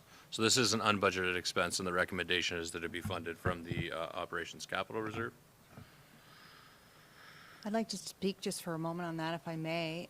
Council may remember that this is exactly why we set up this reserve during budget.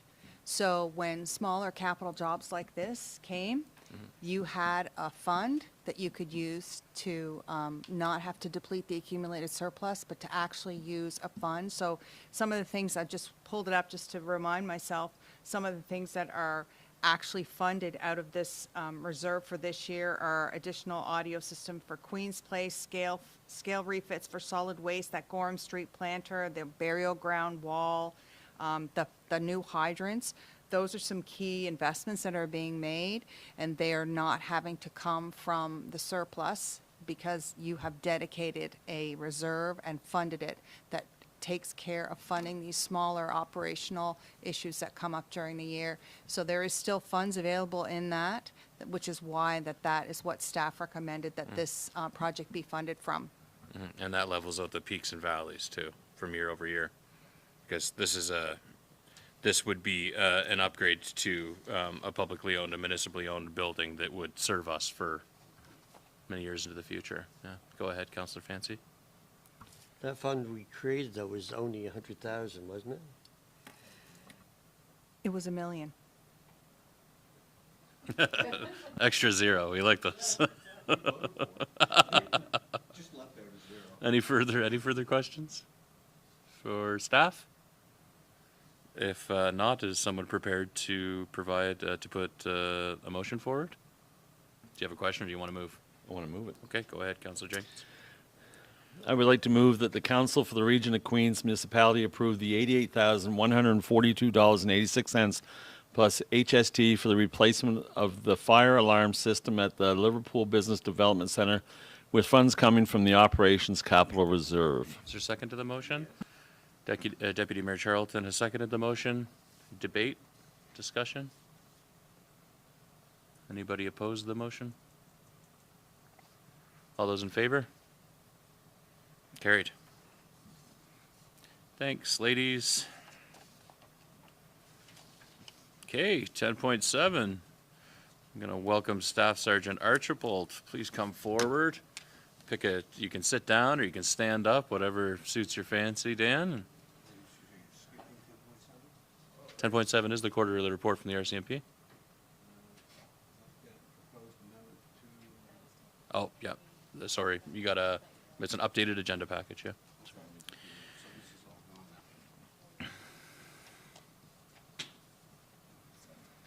Ready when you are, Staff Sergeant. You gotta hit the button. Testing.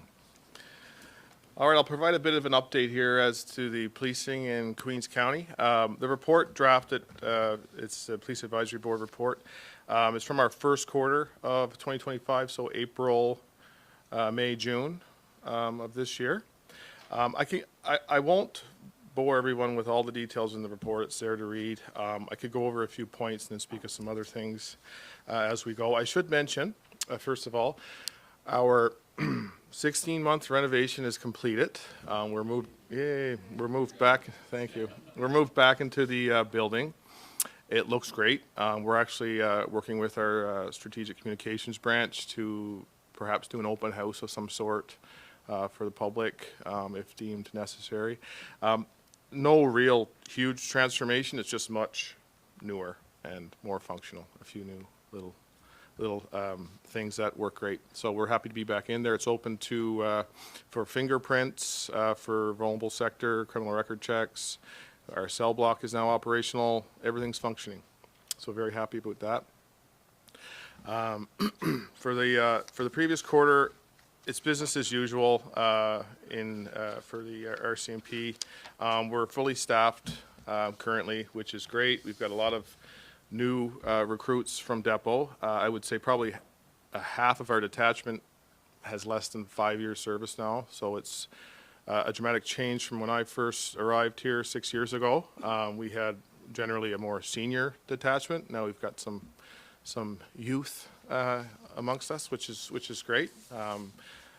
We've seen a large increase in, we've been doing some proactive traffic enforcement throughout Queens County. For 2 months of that first quarter, we've focused on North Queens, Caledonia area, and rural roads off of Caledonia, which has been great. And what that looks like is a day designated with some extra members coming in, doing strictly traffic enforcement, road safety things, which has led to good, what would you call it, PR, I guess, in the communities. People are happy to see us in places where they haven't saw us previously. We're looking at keeping that up every month at the very least, focusing one day to various areas throughout the community, not just for traffic enforcement by way of tickets. We can also be looking at impaired driving or education components as well. So something we're doing across Southwest Nova. Actually, every detachment's starting to do it and have a plan in place proactively. So we're seeing good results from that. And I think I've mentioned that in the reports, and our statistics are up from previous years with traffic enforcement. And if you look at calls for service thus far, I believe about half of those are traffic related. So we're out on the road doing the things we need to do. Again, no real peaks or jumps in certain types of files within the area, so there's no real crime trends that are increasing, which would be a negative in certain aspects. So there's nothing that stands out in my mind except for our uptick in tickets, warnings, and those type of things. We continue to as far as crime reduction, which is another one of our initiatives along with traffic. Our crime reduction initiative consists of curfew checks on court-ordered offenders, where we're knocking on their door late at night and making sure everyone's home and abiding by their rules. We are proactively doing those. We had 131 checks in the first 3 months of the year. Some of those are the highest in Southwest Nova, to be honest. So again, Queens County, smaller detachment, lower call volume than other counties, just given the population. And however, with our size of detachment, which is smaller, it kind of balances itself out, especially when we're fully staffed. I believe in this quarter we had a tour conducted of our headquarters building out of Dartmouth, which a few of you had participated in, which was extremely beneficial, I was told, and it went well. I should mention, so I've been here for 6 years, and every time I come to these meetings, it's been kind of par for the course with our call types and our call volumes, and again, not a high crime area, but it's manageable with what we have here for policing. After being here for 6 years, I can say that when I go to the post office, wherever I go, the common thing being brought up to myself is drug use or drug trafficking within the community, and how it's present in little sections throughout the county. It's not pouring out into the streets. It's not something that's super evident to everyone who resides here, but to many. They see what they believe is our drug houses or drug trafficking. I just came from a meeting with WFM, formerly Acadia First Nation, with similar issues or complaints. And I can say that we at the detachment understand and realize there are homes throughout Queens County that are trafficking drugs. It's difficult at various levels with what we have existing at our detachment. We have 10 general duty constables currently, 2 corporals and myself. Queens RCMP used to have 2 additional constables, which were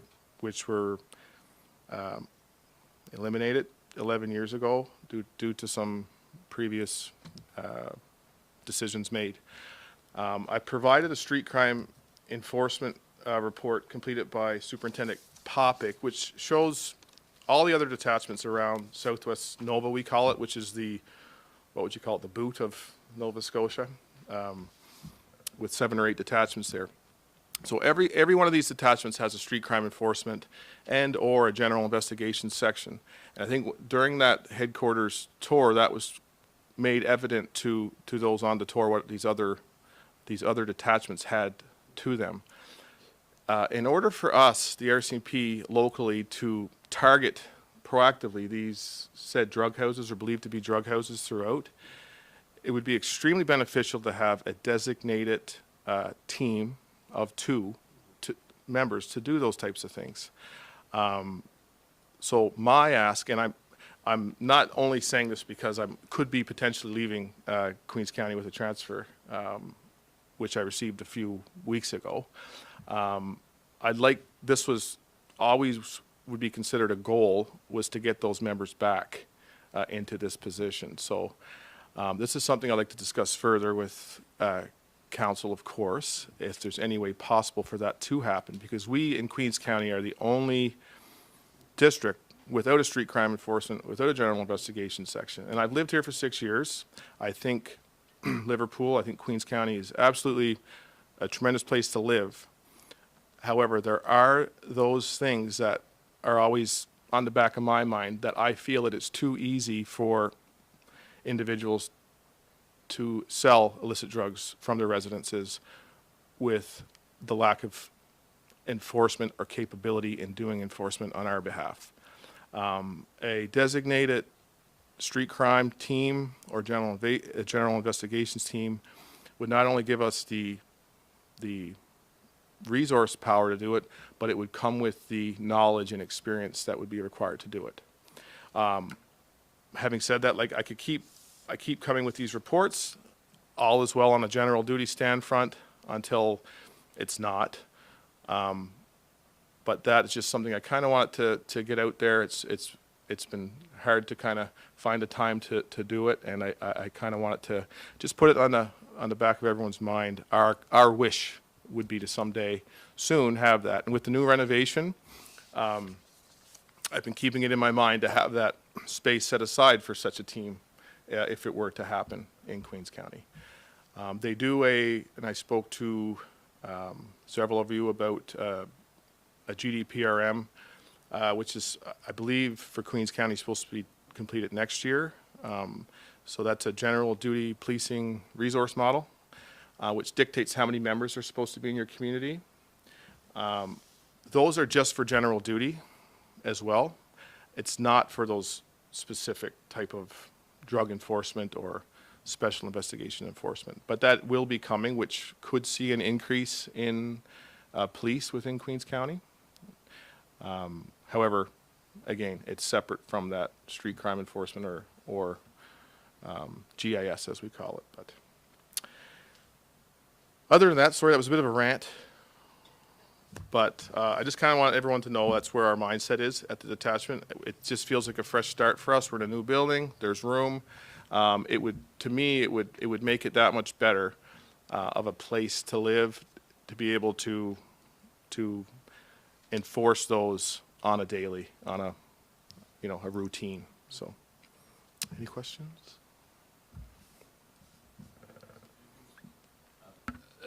Sorry, Staff Sergeant Usher, but you need to hit your gray button there you go.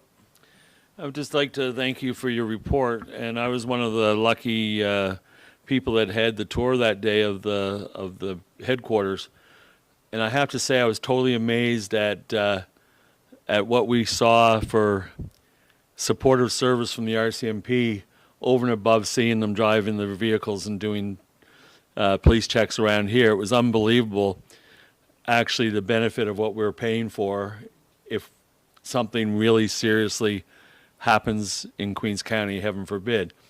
I was also sort of appalled when I found out that in Western Nova Scotia we were the only county that didn't have a drug enforcement or investigative unit to support the surrounding counties with transfer of information in a manner that could help to eliminate drug problems in Queens County. They had the other units in Lunenburg or Shelburne, wherever, don't have somebody to contact here directly in a timely manner that can deal with some of the situations as it passes, and sometimes, a lot of times, can stop in our county.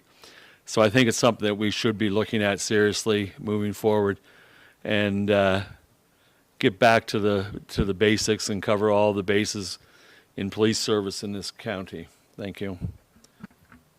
Thanks, Councillor Jenkins. Councillor Fancy? Yeah, I too was up to the tour, and I can remember back, because I'm one of the ones that can remember back to 11 years ago when we took the one position away. And I forget what it was, but it wasn't, the person wasn't into drug enforcement or anything now, but I forget even the reason why that was taken away. But I think they thought that when they took that one position away, the other one was going to stay. But the other one went because of that, with that, because it wasn't, they didn't keep that one on. But again, as we were up there and be able to see that we're the only people that don't have anyone in that position, and that there was it wasn't that long ago when there was a problem here, the people had to come in from other areas to come in to our area to do the work. That doesn't say well for us. That as a county, we should be trying to clean up our own messes, I guess. Yeah, having that local knowledge is beneficial, and to have a team here in Queens County knowing every road, every street, every person, all these names that come up, and having that familiarity with it would be extremely beneficial. We do work with neighboring districts when we can, but having that commitment and that designated time focusing in Queens, that's the difference, yeah. Me? Go ahead, Councillor Marrow, and then Councillor Wenzel. I was at the tour also, wonderful tour. Thank you for getting that set up for us. It was for the Police Advisory Board members and for council members that could attend. But that was something that was brought forward, and it was stressed pretty highly that we do need a street crime enforcement unit. I've been getting a lot of complaints lately of drugs, needles within Pine Grove Park. They seem to be up there doing their thing, and I think this is a very important issue, and I think council has to tackle that right away. Little bit of background, I looked into it. I think it was 2012 maybe that the officer was let go, and that was because council did not have the need or feel they had the need to support an extra officer, and the province took another officer away, so they lost two. I think now we do have the need to support that extra officer, without a doubt, with what's going on now in today's world, and I really hope that council will support this initiative.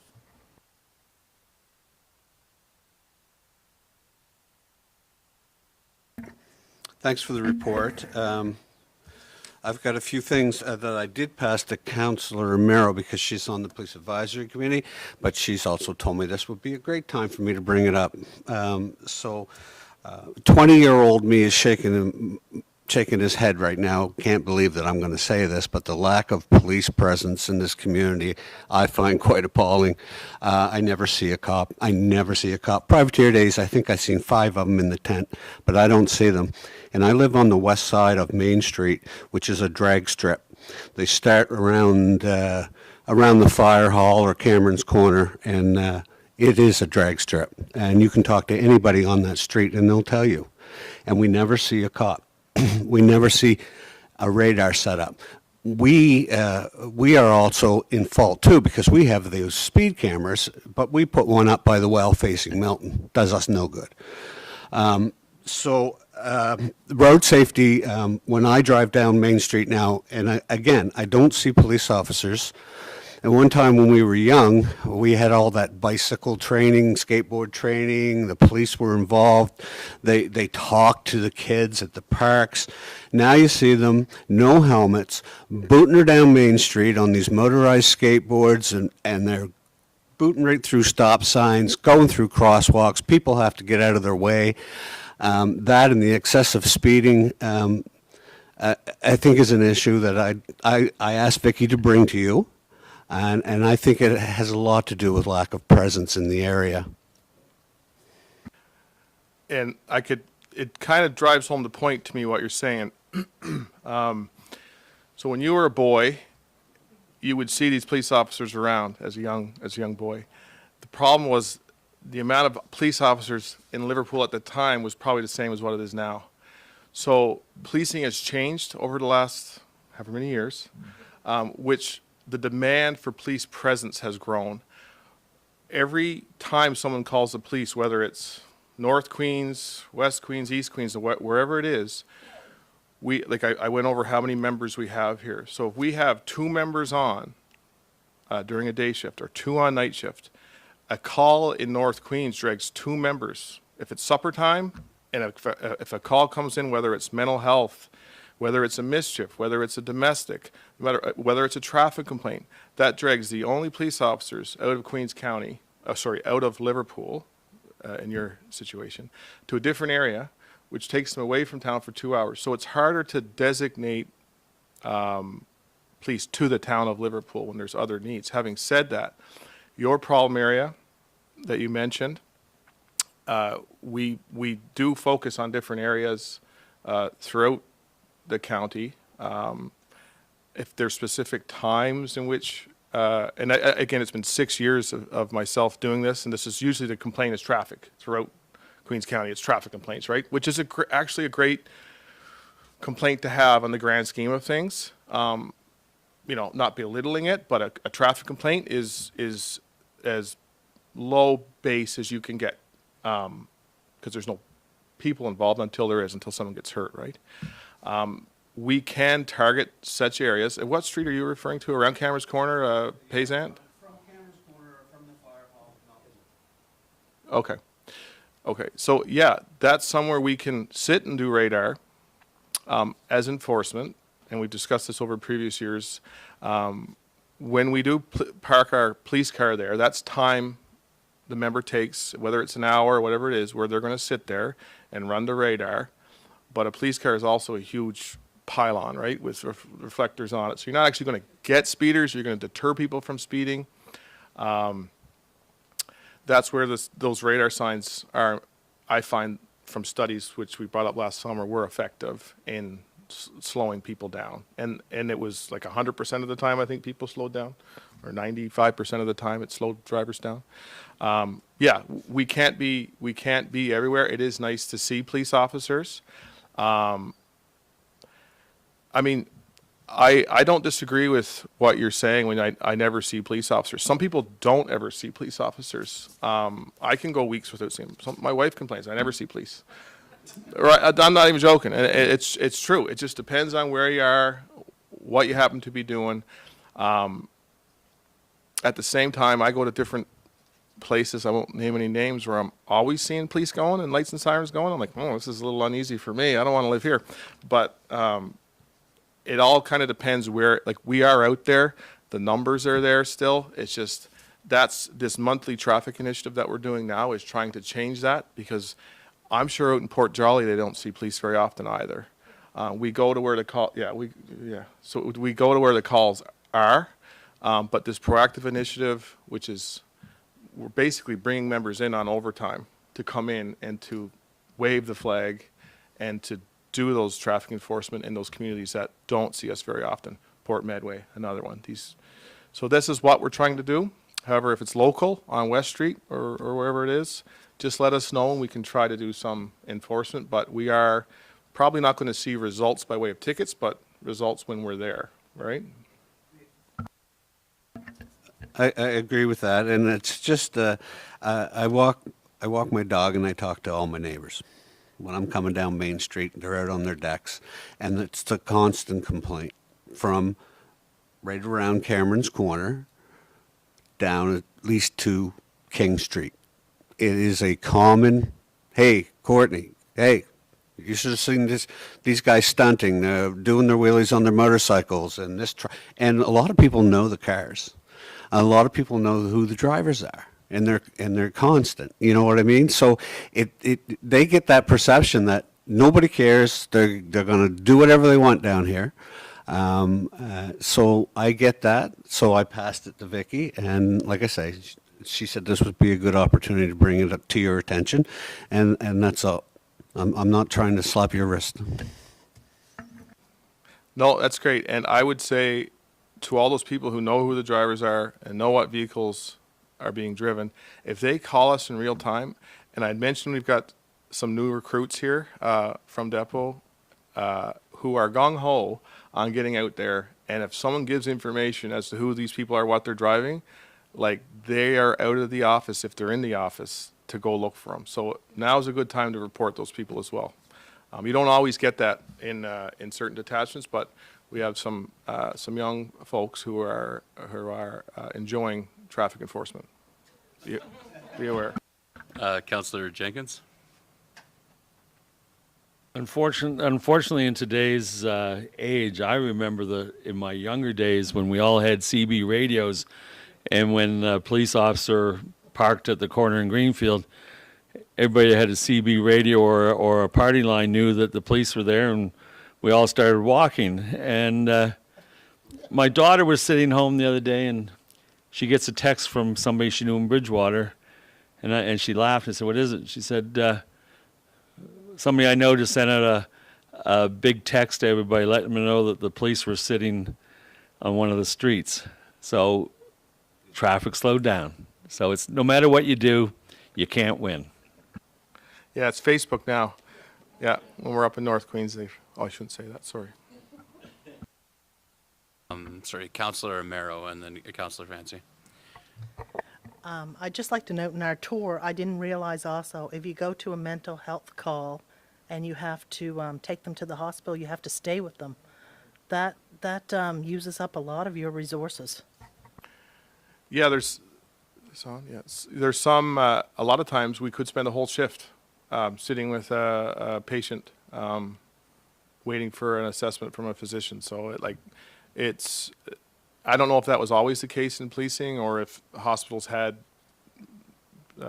things set up differently than what they do now, but that is the expectation, yes. And oftentimes we have to go to Bridgewater to get to the hospital. So it drags us out of the community altogether. So it makes it a little more challenging. But like you said, Vicky, with that tour and all the things you saw, like, we are a small detachment, but we have the resources available.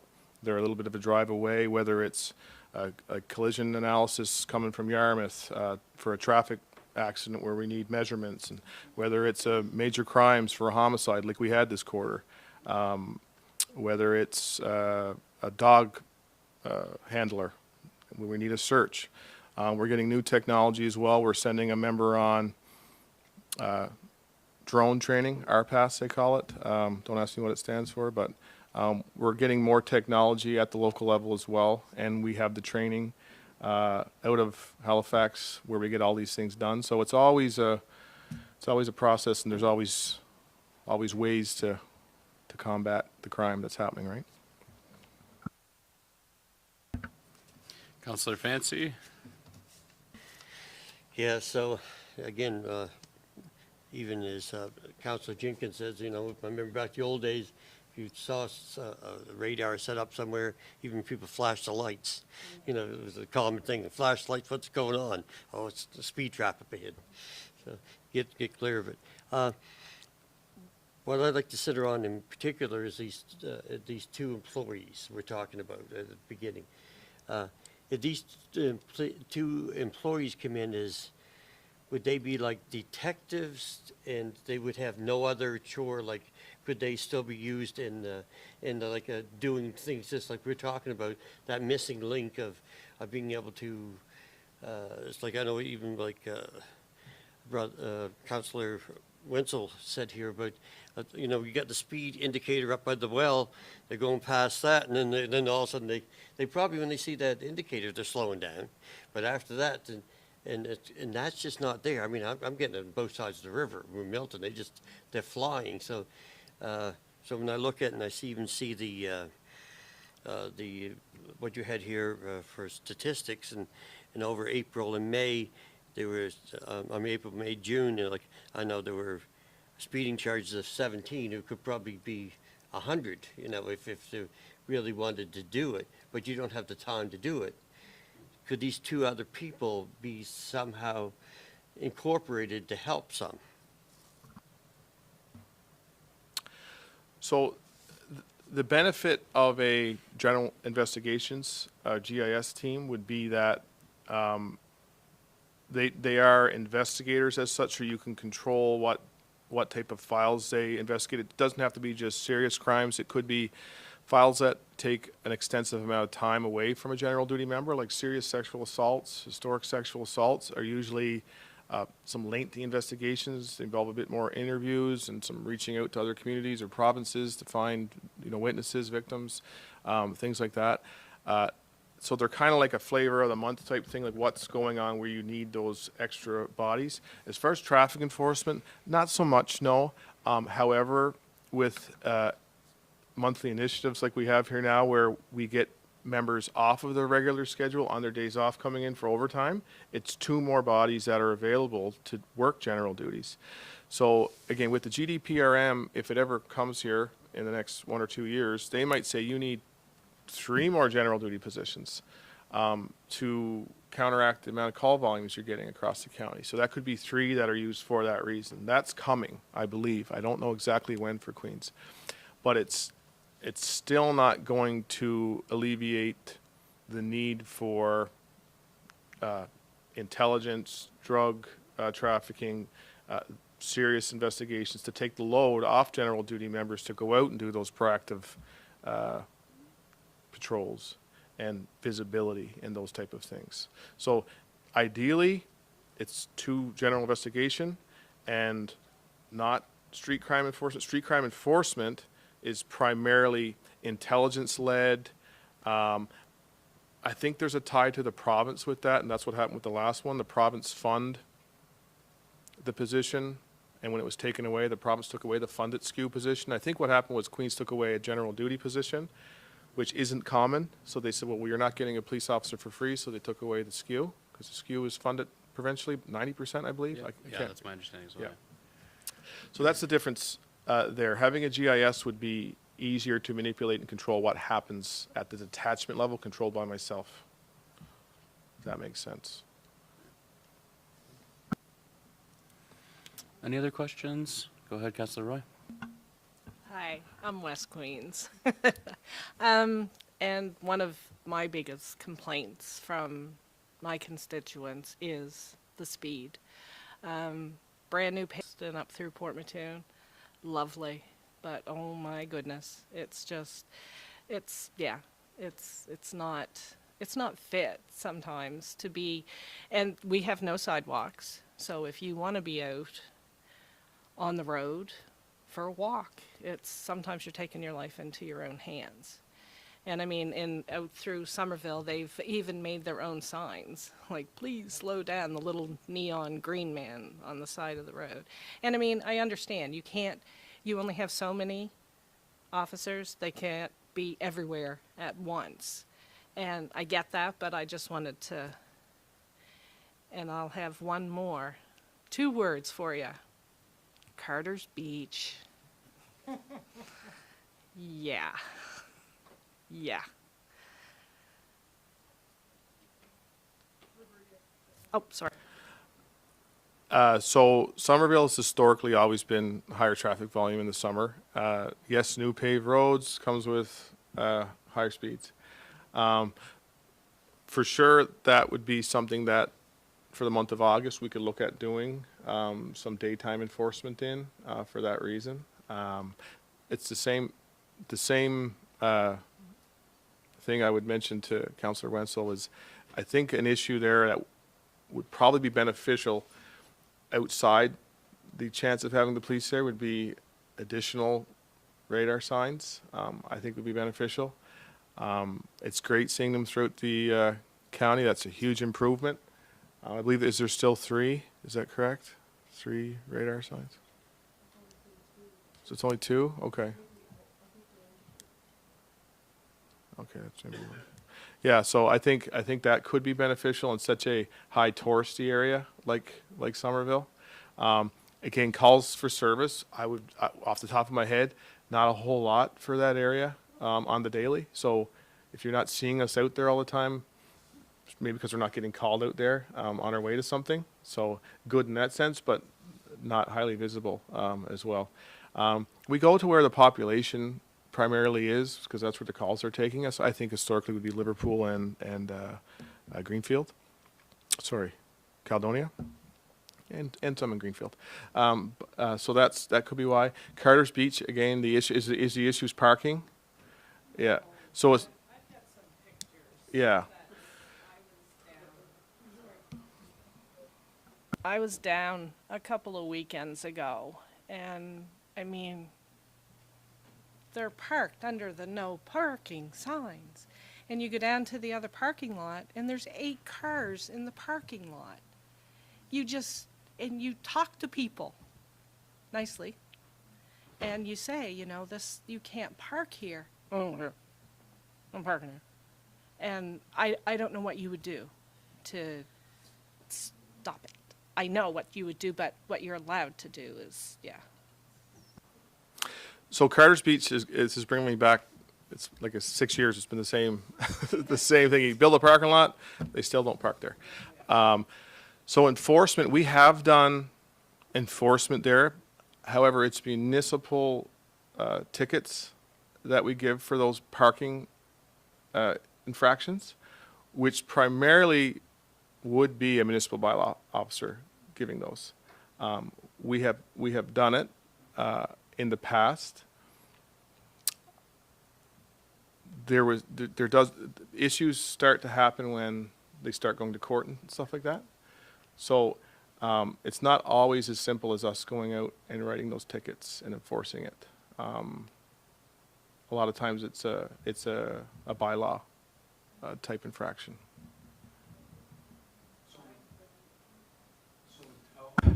So would towing the vehicles away be a municipal expense?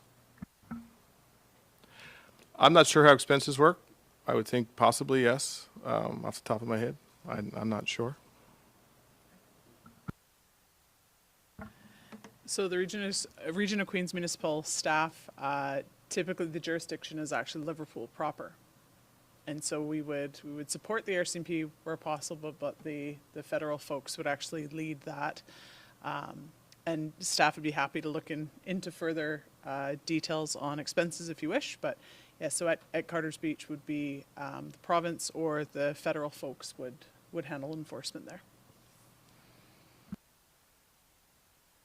Okay, just in respect to Staff Sergeant Archibald's time as well, and we do have the Police Advisory Board as a mechanism to bring forward these specific complaints. I did want to highlight, so it seems that there is some interest in council to explore additional or specialized policing resources, and this is all happening, and I'm not sure in terms of the GDPRM what's going to happen just because of the comprehensive report and that the Minister of Justice, Minister Drouin, has come forward, and we're seeking further clarifications on what the impact is going to be in terms of budgetary implications and operational implications for enhanced policing standards. So that was a report that came out as a result of it was a recommendation from the mass casualty inquiry resulting from the atrocities in Portapique and other communities.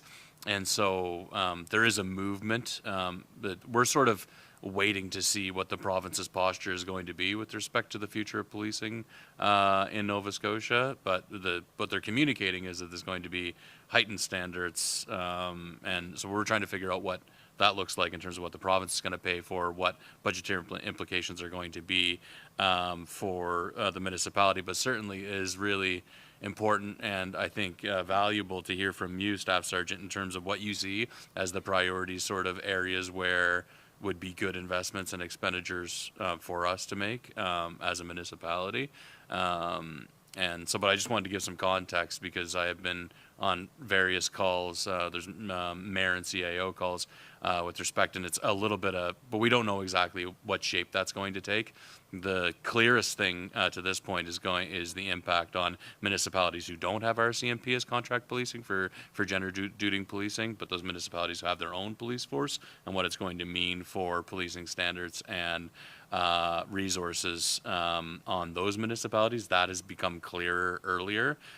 What it's going to mean for municipalities who have contract policing provided by the RCMP, that's a little murky at this point. So I just wanted to, in terms of what that looks for us and what it's going to look like in terms of allocation of budget and resources for policing and what those standards are going to look like. Like, I'm not sure if there are going to be obligations for a GIS or a street crimes enforcement unit as a basic level, basic standard of policing introduced as part of the future of policing model that the province of Nova Scotia wants to bring in. Yeah.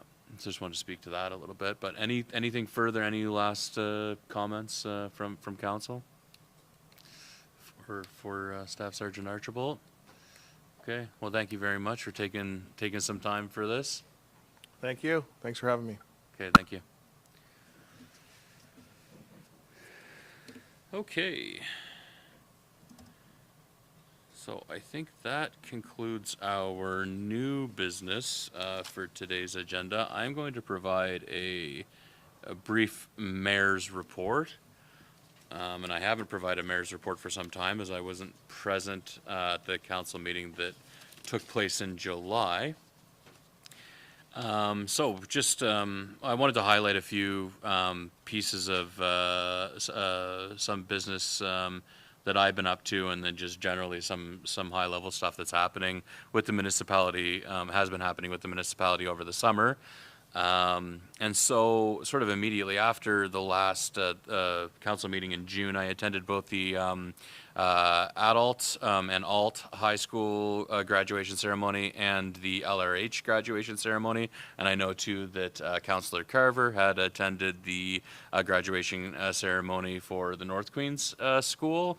And we provided and awarded some of those bursaries, and I was able to speak at the adult and alt high. I think Councillor Carver both sung and spoke. Did you? Was there? Yeah, at the high schools. But it's just really phenomenal to see the talent and potential of our youth in our community, and so it was great to be included in those ceremonies. June 28th, we had the Privateer Parade. Several members of staff and council participated, and a big thanks to Scott Orm and his team for preparing what was a really great float. I'm not sure, were we shortlisted?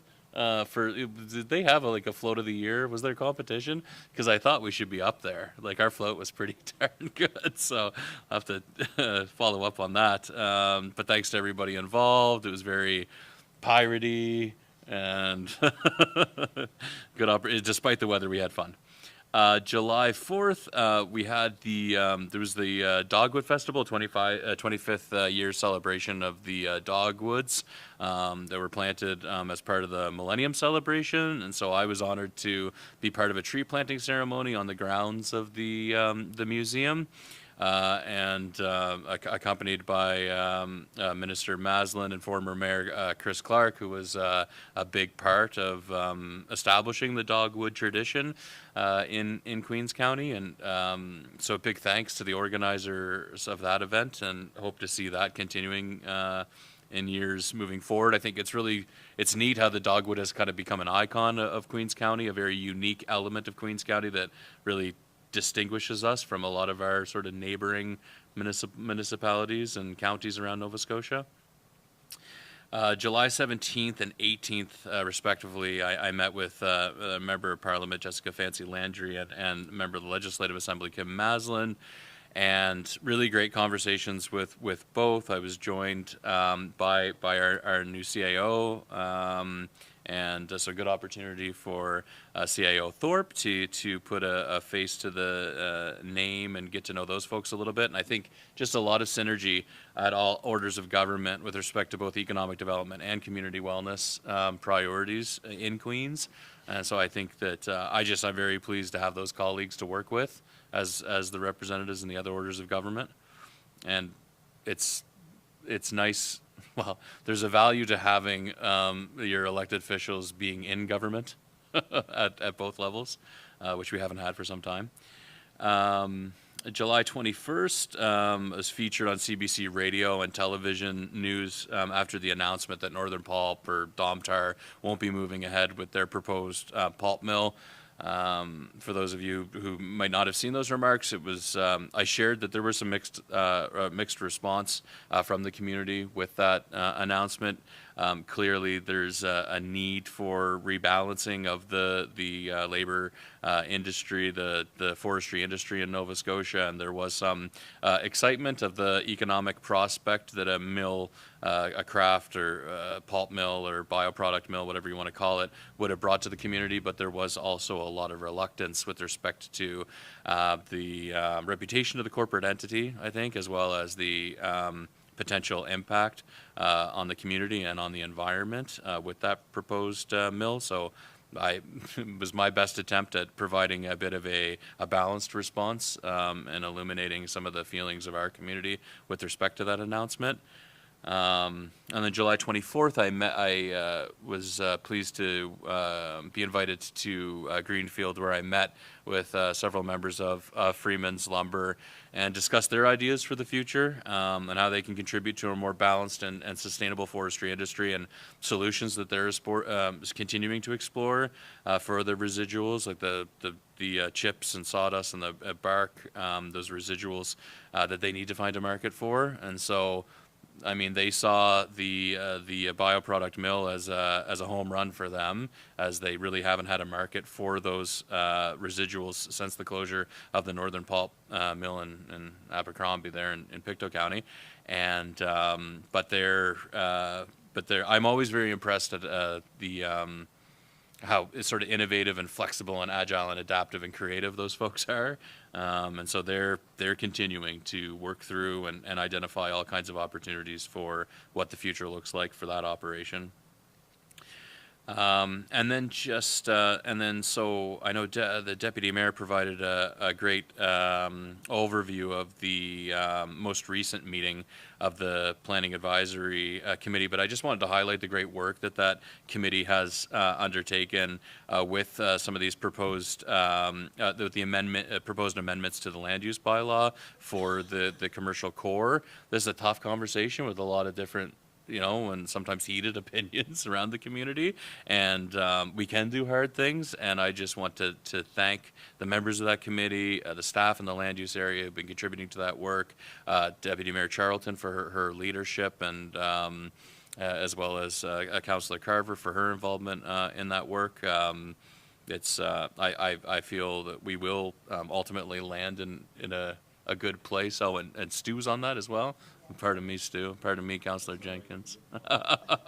Councillor Jenkins is on a lot of committees. And then just wanted to also highlight the Road Trails Working Group and the work that they've undertaken. We did with the ATVANS, the Association for ATVs in Nova Scotia, held a public information and engagement session. And that work is continuing to advance. I think it's an exciting project with a substantial opportunity for economic a spin-off associated with that, and doing those trail to services and trail to trail connectivity. I expect a substantial update from our staff who have been leading that initiative in the near future. So in terms of what we heard from those information sessions and what next steps look like on that project. And then lastly, too, I wanted to highlight that staff are working on exploring feasibility to bring EV chargers to Liverpool, both in the downtown area and up kind of in the Queen's Place off exit 19. That's been identified as a problem, not having those fourth gen high-speed chargers. And an opportunity, quite frankly, for the economic activity, given that we're sort of halfway between Yarmouth and Halifax. And so continuing to explore the installation of fourth-gen EV chargers, and as well as trying to also sell some of these groups on the idea of bringing EV chargers up kind of North Queens and inland, although right now there seems to be an emphasis and a focus on on the coastline and the major series highways, the 100 series highways. And so that's the emphasis right now. But so just thanks to all the staff for their work with those various important projects that have been underway this summer. Any questions, comments, concerns, corrections, any inaccuracies in my report? Okay. All right. Thanks for providing me the time for that update. Next, we'll move to, Madam Clerk, I'll be sure to pass along my mayor's report to you, and apologies for not having it to you prior to the meeting. I've been on vacation. So we have a business item for a member of council. That member of council being Councillor Jenkins wants to speak to tipping fees for the Greenfield and District Fire Department. Take it away, Councillor Jenkins. As part of the community of Greenfield, the Greenfield Fire Department is doing some great work. And as many of you know, we've started the construction project on the front bays to allow for better service and fire response in the area. As well, we will be doing a build on the back. One thing that we did forget to plan on was tipping fees. As we remove the old masonite wood siding, as well as the project goes on, there could be some other C&D waste generated from that site. It's not a great amount. We figure it's going to be roughly 2 containers of it. So I'm requesting that the Council of the District Region of Queens, will forgive the tipping fees for the Greenfield and District Fire Department during their construction project with C&D waste going to the landfill site. Thank you.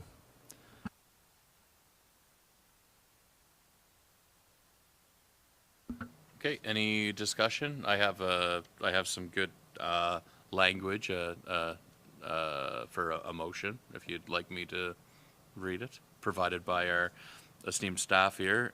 So perhaps a motion to achieve the objective that Councillor Jenkins is looking for could read that the Council of the Region of Queens Municipality waive tipping fees associated with the disposal of construction and demolition materials originating from the Greenfield and District Fire Department up to 10 metric tons?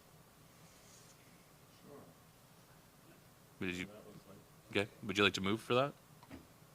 Okay. Okay, moved by Councillor Jenkins, seconded by Councillor Wenzel. Discussion or debate on the business item? Councillor Roy? Pitch your microphone. How much would it be, approximately? Well, I don't think we know. I think that the idea of approving up to 10 metric tons at this point is a high water mark, with the expectation that could take it, and if we were to exceed 10 metric tons, then it would, I guess, have to come back to council for further approval. So dollar amount? Oh, yes, I'm not sure. I'm not sure what revenue, yeah. I think it's with what the current tipping fees are, it's probably in the range of $700. Less than 1,000, and it's lightweight waste. It's processed outside of the actual landfill, and it goes to sorted dumps for wood and drywall. Mm-hmm. So it will be sorted as it goes in. So staff have indicated that the waiving the fees associated with the up to 10 metric tons would be a lost revenue of less than $1,000 for the landfill. Or for the any further debate or discussion, questions? I think it makes a lot of sense. We're very supportive of our fire. Our services were very supportive of this project to upgrade the fire hall, and we own and operate our own landfill. So I think it's a way that we can demonstrate our support for that project without actually allocating more actual dollars to it. Anything further before I ask the question? No? All those in favor? Carried. Okay, I believe that's the last item of business for open session. So I would like to ask if a member of council would motion for a return to closed session of the agenda. Moved by Deputy Mayor Charlton, seconded by Councillor Mara. All those in favor? We're going to move to close.